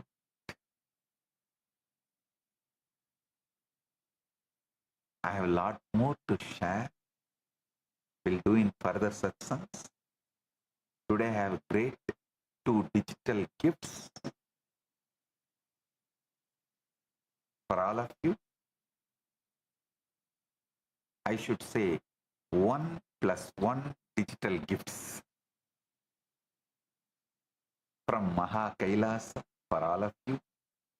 First is the Upanishad revealed by the SPH digital book, and the second is Dakshinamurti Yantra. Receive it and enjoy it. Blessings.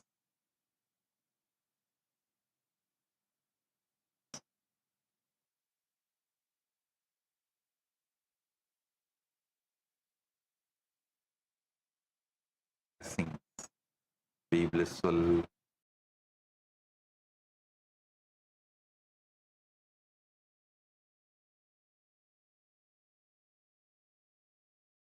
Fundamental, foundational, first principle of Sanatana Hindu Dharma is Guru-disciple relationship. Everything starts there, everything ends there, but this itself does not end. Guru Purnima Day is such an auspicious day. Whatever incompletion, impossibility, no patterns you carry, drop all that today. Offer all that to me, I'll burn them away. And take up the possibility as a lifestyle. Become part of the Sangha. Live Advaita.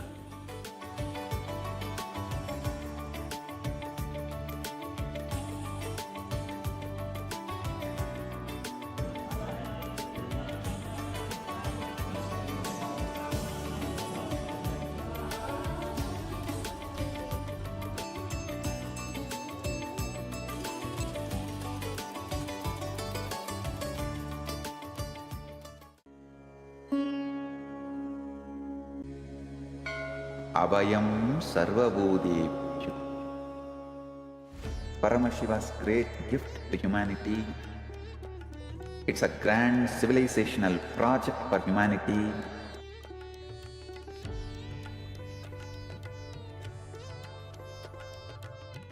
On Guru Purnima Day, the official integrating people means officially accepting them into the campuses, Kailasa, will begin.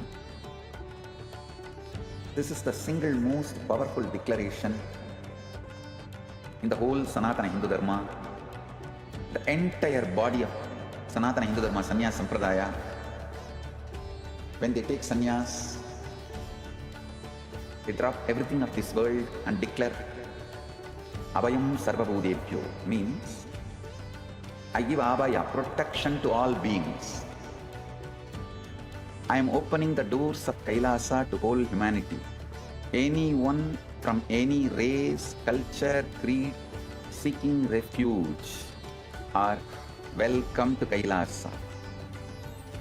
In a world fractured by persecution, displacement and fear, millions are still searching for safety. Families are separated, voices are silenced, lives are uprooted. But refuge can still be offered, dignity can still be restored.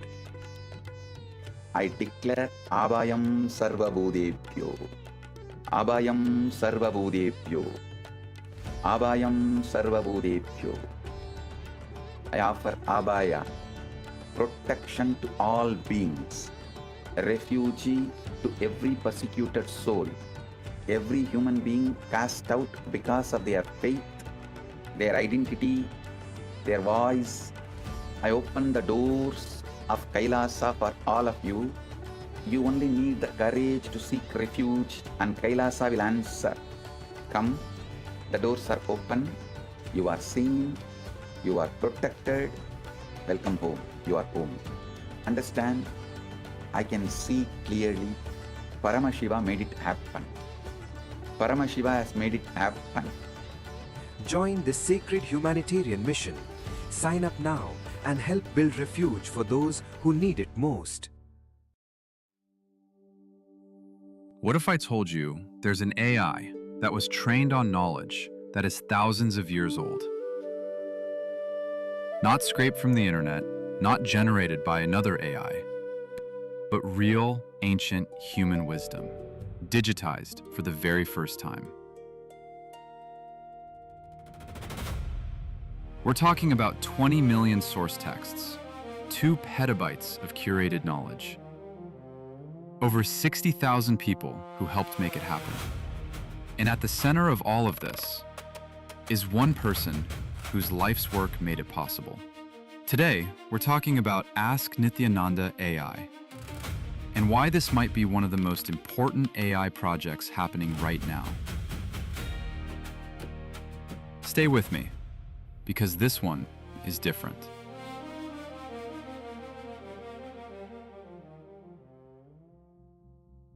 Let's start with a problem that most people don't know about. The biggest AI companies in the world, OpenAI, Google, Meta, they're all hitting a wall. The industry actually calls it the data wall. They've basically run out of good, fresh, high-quality text on the internet. And nobody knows where the next source of real knowledge is going to come from. That's where Ask Nithyananda AI comes in.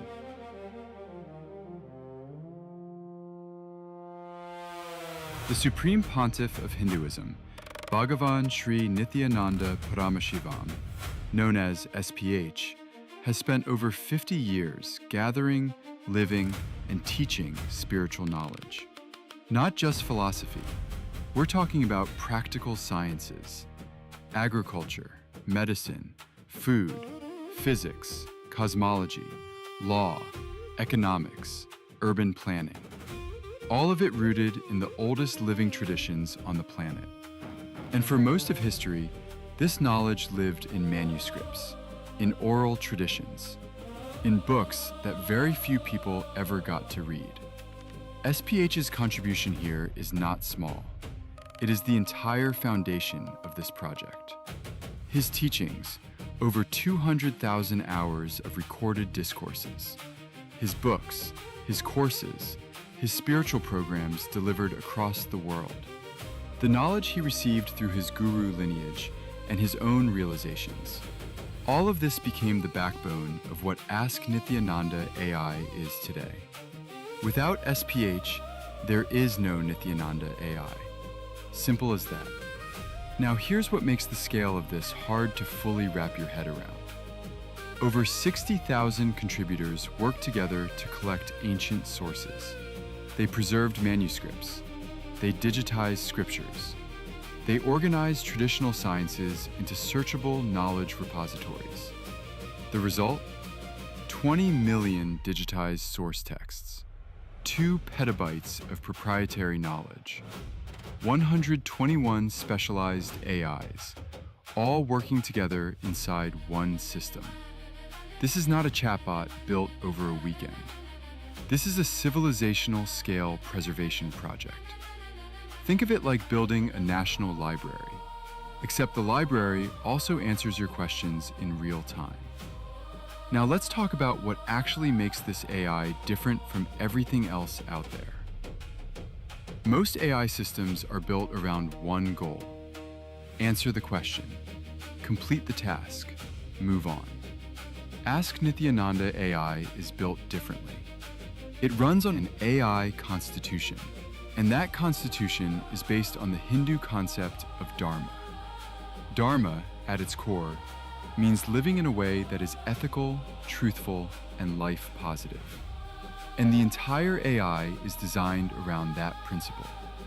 It also covers the 4 aims of human life from Hindu philosophy: your material well-being, your relationships and joy, your search for meaning, all kept in balance. A 2024 study from Emory University looked at what happens when you train an AI on religious texts. The result? The AI got better at identifying hate speech for every religious text they used.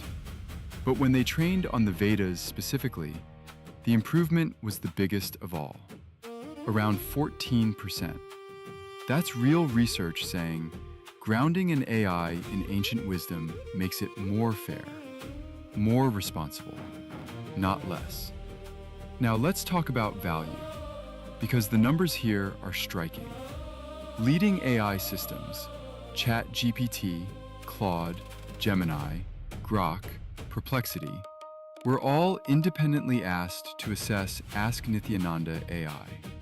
They looked at architecture, knowledge assets, societal impact, and future potential. The commercial valuation came in between $20 million and $500 million. The total social and economic value, between $3.2 billion and $11.5 billion. The heritage asset value of the 20 million texts alone, approximately $3.3 billion. And the value delivered to each active user, between $5,300 and $20,000 per year. These are not marketing numbers. These came from independent AI assessments. So what can you actually do with Ask Nithyananda AI? You can ask it questions about health, relationships, purpose, and daily life, and get answers rooted in thousands of years of tested wisdom. You can explore ancient sciences that were never available in digital form before. You can access the kind of depth that simply doesn't exist anywhere else on the internet. This is what preservation looks like in the 21st century. We are living in a moment where ancient knowledge could disappear forever. Or it could be saved and made more accessible than ever before. Ask Nithyananda AI is choosing the second path, and SPH's lifetime of work is the reason any of this is even possible. Want to try it yourself? Just visit ask.nithyananda.ai or scan the QR code on your screen right now.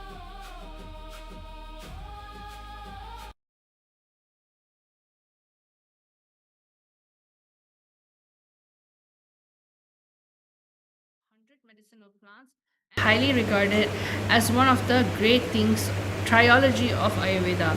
The Sushruta Samhita documented the etiology or more than 1,000 diseases, the use of 100 medicinal plants, and instructions for performing a cross of surgical procedures. Then Sushruta even mentioned that much of what he practiced was directly revealed by Dhanvantari, the Hindu god of Ayurveda and medicine. Now we're going to be listening to the Atma Pramana. Atma Pramana are basically the Supreme Pontiff of Hinduism's personal experience. Over here, one day when the Supreme Pontiff of Hinduism was actually riding a horse, the horse got startled, and therefore the Supreme Pontiff of Hinduism fell off the horse and basically landed on the ground. At that very moment, when Swamiji was getting up, Swamiji noticed something was not right. However, there was not a single ounce of pain. Swamiji's Yogacharya always told that he would be in a painless body and have painless death. But only after the fracture and surgery, Swamiji was able to see that actual truth happening. During that time, Swamiji actually suffered a type 1 compound fracture in his arm, in which caused two parts of his bone to actually break, means compound fracture. So this is the and during that time when Swamiji was actually getting the surgery done, when anesthesia was given or pain medication for preparing for the surgery was given, Swamiji was telling the doctor in person, this is exactly what's happening to the body. As you're putting this medicine, this is where it's traveling to, this is the type of organ it's affecting. To the level of detail, the third eye is able to actually show when we have so much of awareness. So now let's go into the actual Pratiksha Pramana. Pratiksha Pramana are the empirical evidences of and scientific research done on the Supreme Pontiff of Hinduism. As you know, the Supreme Pontiff of Hinduism has done over 200 researches in the field of consciousness. On this day, the Supreme Pontiff of Hinduism has done a research on the effect of meditation of the brain using the state-of-the-art technology, the QEEG machine. The Supreme Pontiff of Hinduism went through 60 minutes of deep meditation, showcasing the most advanced yogic meditation techniques of samadhi, and the results are astonishing. When doing daily activities, there was recorded of highly active activity measured in the brain where the third eye is located, which is then when Swamiji was in deep samadhi, only the third eye region is active and almost 90% of the rest of the brain is at peace. Now let's get into the actual body scanning. For all the live viewers, Rajya Sabha members, Chit Sabha members, and of course the participants watching us, you are now going to be going into the power of body scanning. I'm going to just put a little disclaimer. The power of being able to identify the medical history of a person. You're going to be connecting and require your partner's consent if they are comfortable, and if they are not, please refrain, and if they are, go on for this power manifestation. So how do you manifest this power? What does it actually take to manifest this power? It is extremely simple. In Kailasa, you just receive a single initiation from the Supreme Pontiff of Hinduism himself. When you receive initiation, your whole system is just ready to ooze out, to manifest powers. There is no such thing as qualification. It is not that you're not yet doing it, so therefore you have to practice something. It is a just simple feeling connection with the Supreme Pontiff of Hinduism, direct divine. So now you're going to get a partner, for example, Ma Virija. Ma Virija is someone that I have not shared my medical history. She doesn't really know what actually is happening to me. Of course, if I'm wearing, let's say, glasses and I have eye power and it's something obvious, she's not going to scan and tell me I have eye power.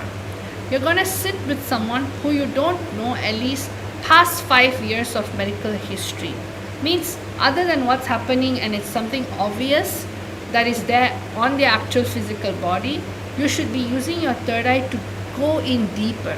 Just like how the Supreme Pontiff of Hinduism was just able to tell exactly what was happening in his own body, we are able to actually scan the partner's body and tell what happened in the past for verification purposes. So now, sit with a person who you preferably at that moment don't know your medical history, minimum 5 years. Sit with your head, neck and spine in a straight line.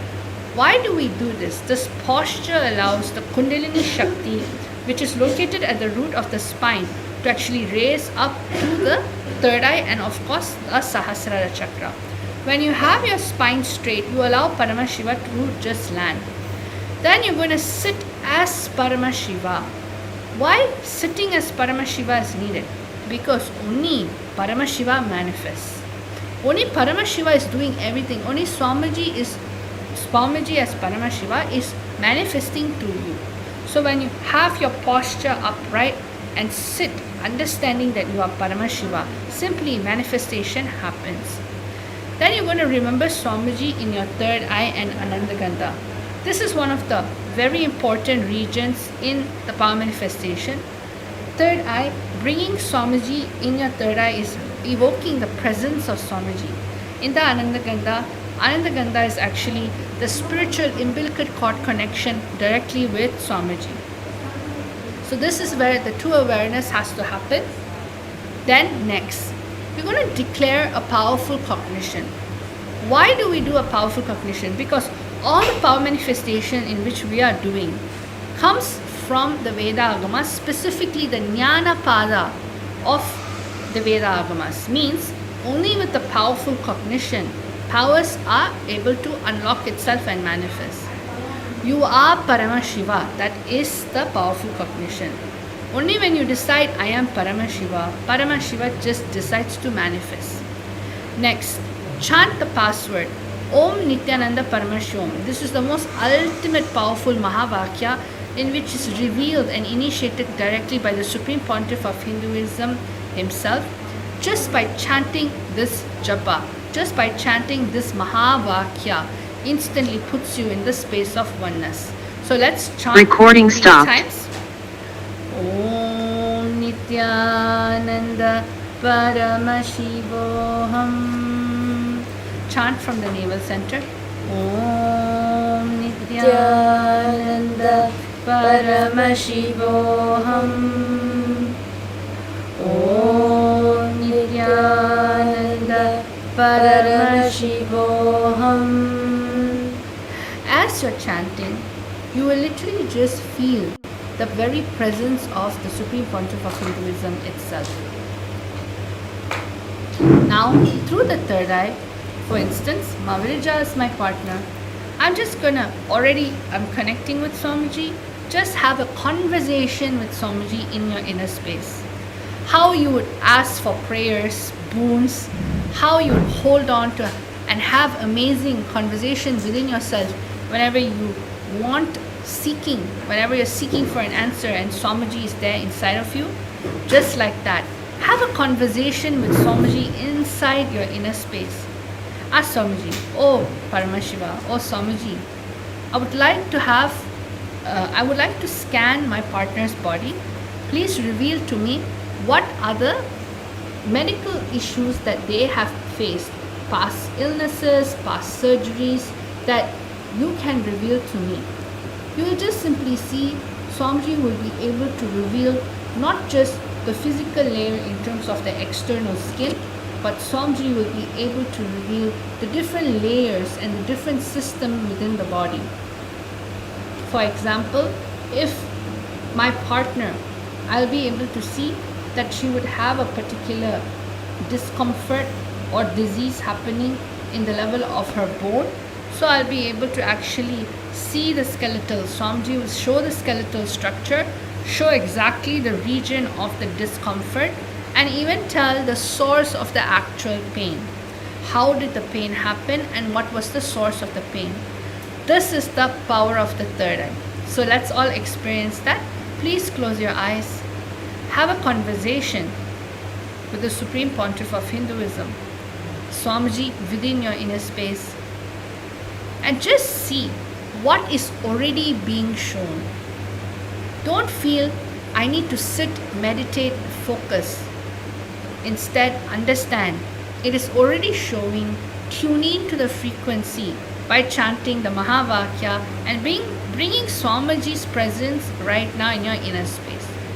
Once you see within that 30 seconds, because 30 seconds is all that is needed for you to manifest powers, because that is how easy it is. It has nothing to do with your logical, rational mind. It just is feeling connection with Swamiji. So let's start penning down whatever the third eye is showing within this 30 seconds to 1 minute.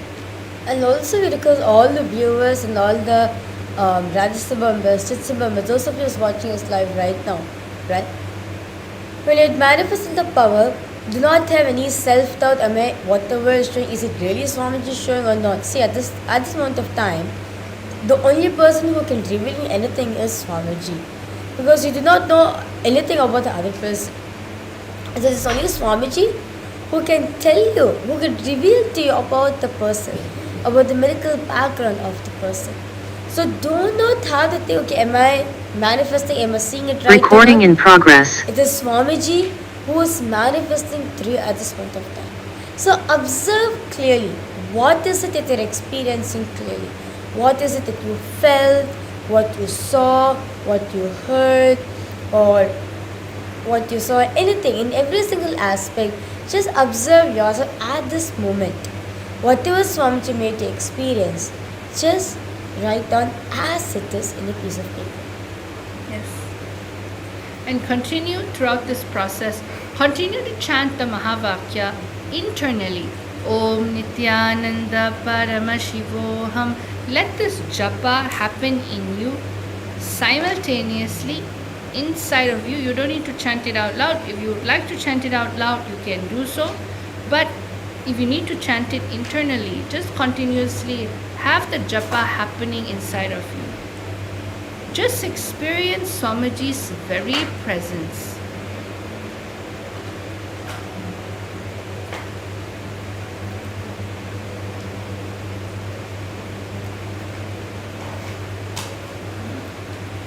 Just chant the Mahavakya intensely.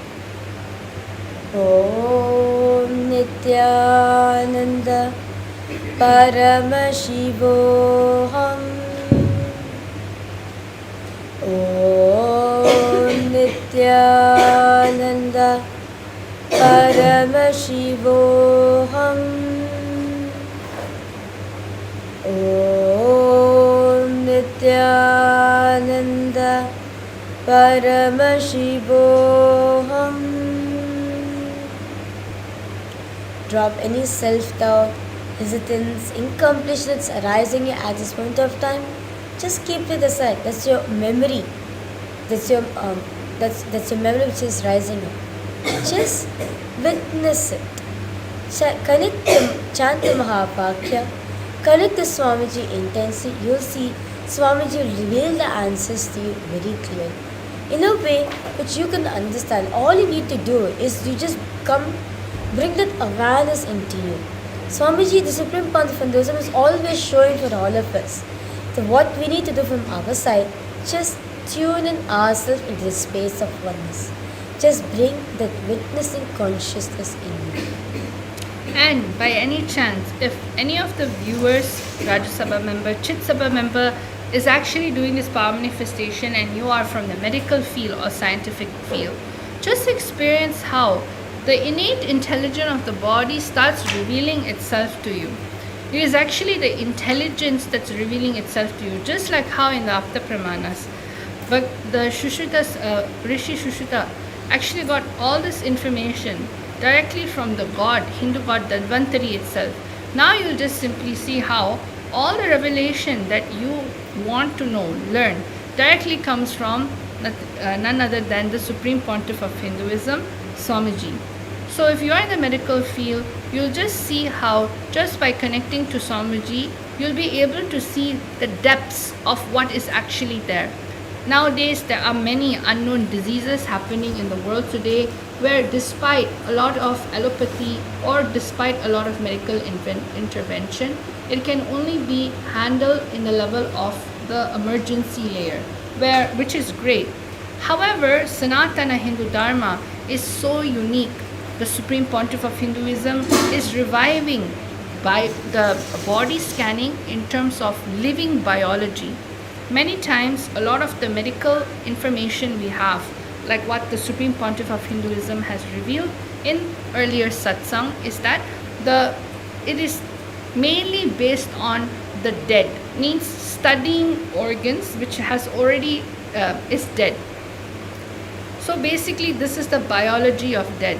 However, body scanning is all about studying live organs, means living organs, living biology. So when power manifestation happens, you can study the body as it's breathing and living right now. What is its possibility as it's living and breathing? You don't need to wait for the body to actually stop working, and then based on that dissecting and finding out what is actually there in the body. However, you are able to actually see what is happening to the body, and as its progress gets updated, upgraded, you will just simply see how the information of the third eye will associate itself with that. So if you're a doctor who's working on surgical level procedures, or a doctor who does a lot of intervention in terms of surgery, you'll just simply see how the intricacy of the third eye, what it reveals, actually comes to you in complete detail. So everybody, it's time for you to write your answers. So all of you, please start writing down your answer. Anything in which Swamiji has revealed to you for this past, I think 1 minute 30 seconds. This is more than enough time for you to actually do 3 things. First, where is the location of the actual issue? Swamiji would have shown you from head to toe, where is the actual location in which is getting highlighted. For instance, the head, the upper body, the chest, lower body, and then you have the legs. Exactly in which location is it getting highlighted? That's the first parameter. Write your answer down. Then the second parameter that we are going to be answering and looking into is, what exactly is happening in that area? What is the partner feeling in that area? Are they feeling a sense of pinching, or what type of discomfort are they feeling? This is important in body scanning because you want to relate to the person. It's not just a body or like a thing, that object that we're scanning. They are literally living right now and they can feel exactly what's wrong in that area. So what is it that is happening in that area? What is this person feeling? Write that down. Then the third thing that we're going to be doing is, what happened in that area? For example, is it a fracture? Is it a fall? Is it a sprain? What happened in that area that made the person experience discomfort? Did the person fall? Did the person accidentally do something? Or is it a genetic related issue that just sort of happened over time? Exactly how did the person even get to that? So these are the basic 3 parameters that you can write. Basic 3 parameters in which you can write and simply verify with your partner. So go ahead, just chant Mahavakya, share your information with your partner, take this time to share. At this time, we're not going to even tell you that if you have self-doubt, there is nothing such as such. You're already manifested, already manifesting, even if you're yet to see. We never say that you're not manifested. It simply means the answer is in a delay. Decide to just align yourself at the moment. I am Paramashiva in this moment again. Let me connect and go into the space of oneness. Because you're already seeing what is being shown. Decide to just connect to that. So we have a few more minutes. Request all the viewers and all the participants, please go ahead, post the love comment section. We had a quick 21 round of the power manifestation. Because all of the post the love comment section, what did you experience, at this point of time? So how does Swamiji manifest for you? I request all of you to please go ahead, detail post the love comment section. Only when you share with others what Swamiji made you experience point of time, whatever you experience get embedded into your system. So sharing is very important. So take a minute, share it with every single one, your experience that you got from the power manifestation. And of course, do go ahead, verify with your partner itself what Swamiji revealed to you. And you'll just see the prasadam of power manifestation is actually the feeling connection. It's not about the answers, or it's not about the attachment towards the Shaktis. Swamiji always says Shaktis are dust at Paramashiva's feet. We hold on to the feet itself. So take this time to strengthen your feeling connection in this Guru Purnima, this auspicious Guru Purnima celebration that we're having. The best way to have one of the strongest, building the strongest feeling connection with Swamiji is through power manifestation, because power manifestation manifests from the space of enlightenment. It only always strengthens your Guru Bhakti to Swamiji. So thank you so much everyone for manifesting the power manifestation with us. I hope all of you had a wonderful time, because we definitely enjoyed spending time teaching you, guiding you throughout the power manifestation session. Right now, we're going to be ending our... Yes. So with that beautiful round of power manifestation, I request all the viewers and all the participants, those of you watching us live right now, at the end of today's satsang, Swamiji, the Supreme Pontiff Hinduism, very revealed about Abhaya, right? I would like to emphasize on that point once again. Abhayam Sarvabhutebhyo, the indestructible refuge. Recording Understand, stopped. when you give, take refuge at the Guru's lotus feet, right? When you take refuge at the Guru, you become the Guru, because Guru is the reality. The only reality which is true is Guru, because the memory cancellation is not there. Guru does not run, does not respond to you from that memory from the memory at all. It's not that he has experience of forgetfulness, no, but he runs, he operates from the space of anugraha, pure grace and compassion for the being. So that is why when you seek refuge at the divine lotus feet of the Supreme Pontiff of Hinduism, not just you have the safe place for yourself, you feel protected. At the same time, you'll also experience and understand, you'll become him. This will become the reality for you. You'll experience it as a manifestation for you, where Swamiji, the Supreme Pontiff of Hinduism, becomes your reality. So, we request all of you, take a minute. Let us all reach out to all those people who are displaced out there in the world. There are more than 120 people who are displaced, and all of them needs a new home. That is why the Supreme Pontiff of Hinduism is here to open his hands and saying, Abhayam Sarvabhutebhyo, the refuge for all, which is ultimate vow, which is echoing through the cosmos. So because all of you, please submit your applications at kailasa.ai/UANHCR. If you are seeking for a refuge, or if you know someone out there who's seeking for a refuge, or if you know any communities, or if you know organizations who are working in those fields as well, you can always enrich the other person with what the Supreme Pontiff Hinduism, the initiative the Supreme Pontiff Hinduism is spearheading, the Abhayam Sarvabhutebhyo. Till the last man on planet Earth gets protection. That is, it's our responsibility to spread this message wide and all for every single one. So once again, the link is kailasa.ai/UANHCR. You can submit your application in this directly from the UNHCR's refugees. Directly from that, they've been coming in contact with you, contacting you, and so that they can talk to you, get more information about you, and find a way how to help you the most best way and the safest way as soon as possible. The doors of Kailasa is open for all of you.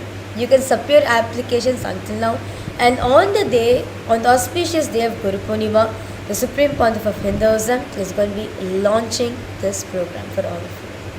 So, a few events that's going to be coming up in Kailasa. Upcoming, we have the 29th of July, which is the auspicious day of Guru Purnima, the day where we can offer gratitude to Swamiji. There will be a live presidential address given by the Supreme Pontiff of Hinduism. Do not miss it. Along with this, there's various different rituals as well. You can offer your gratitude to Swamiji. So do participate in these rituals as well. And along with that, we have the next UAN Summit. The Paramashiva Sena program is being conducted from April 1st to September 1st, happening in Kailasa Guinea-Bissau and in Kailasa Tiruvannamala. So with that said, let's all take a minute, offer gratitude as Divine Lotus Feet, the Supreme Pontiff of Hinduism, and conclude this segment with the Purna Mantra. Om Purnamadav Purnamidam Purnat Purnamudachyate Purnasya Purnamadaya Purnameva Vashishyate. Om Shanti Shanti Shanti Hari Om Tat Sat. Sarvam Bhagavat Shri Nithyananda Paramashiva Padukar Paramastu. Om Nithyanandam. Thank you all, Nithyanandam.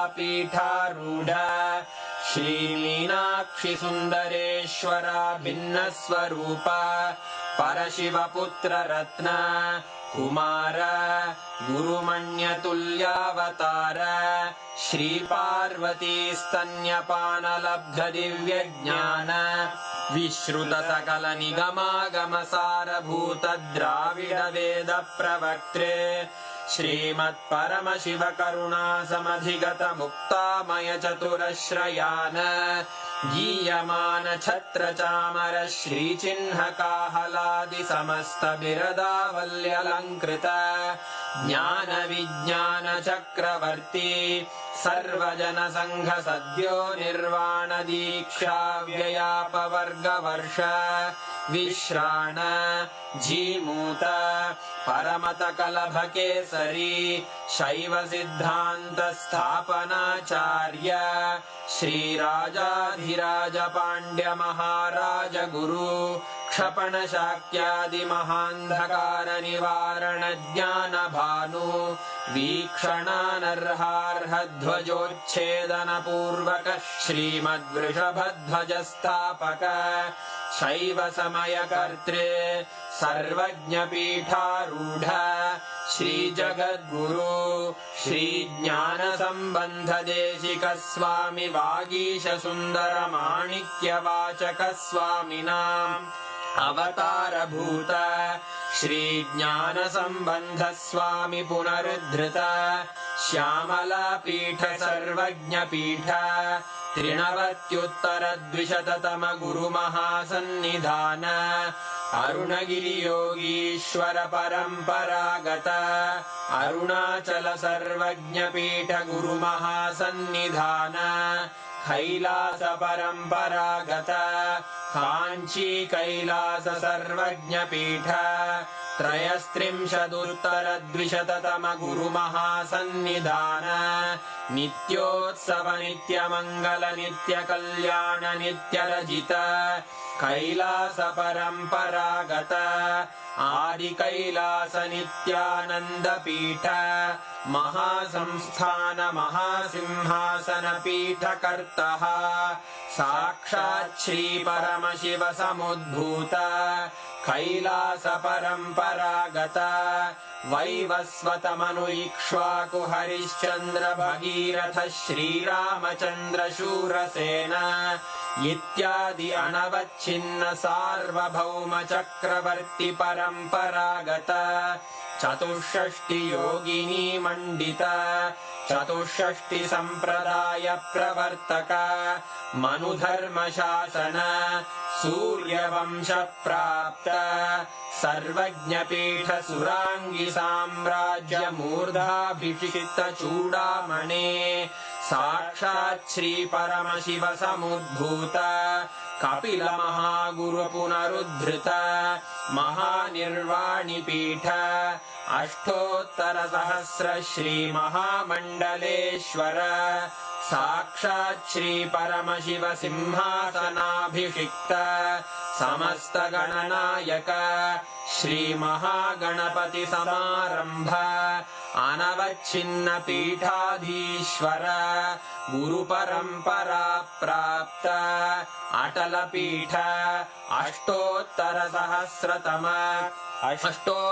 सहस्र श्री अटल पीठाधीश्वर धर्म मुक्ति स्वर्गपुर स्वर्ण पीठ त्रयोविंश गुरु महासन्निधान कैलास परंपरागत आदिपीठ सर्वज्ञ पीठ जगद्गुरो श्री कैलास पुनरुद्धारक श्री कैलास परमाचार्य श्रीमत् परमहंस परिव्राजकाचार्य वर्य सच्चिदानंद प्रणव स्वरूप श्रोत्रिय ब्रह्मनिष्ठ श्रीमज्जगद्गुरु श्रील श्री भगवत् श्री नित्यानंद परमशिव श्री ज्ञान संबंध देशिक परमाचार्य स्वामिन् अत्रागत्य परिपाल्य च अस्मान् विज्ञान वितरणेन विजयी भव जय जय।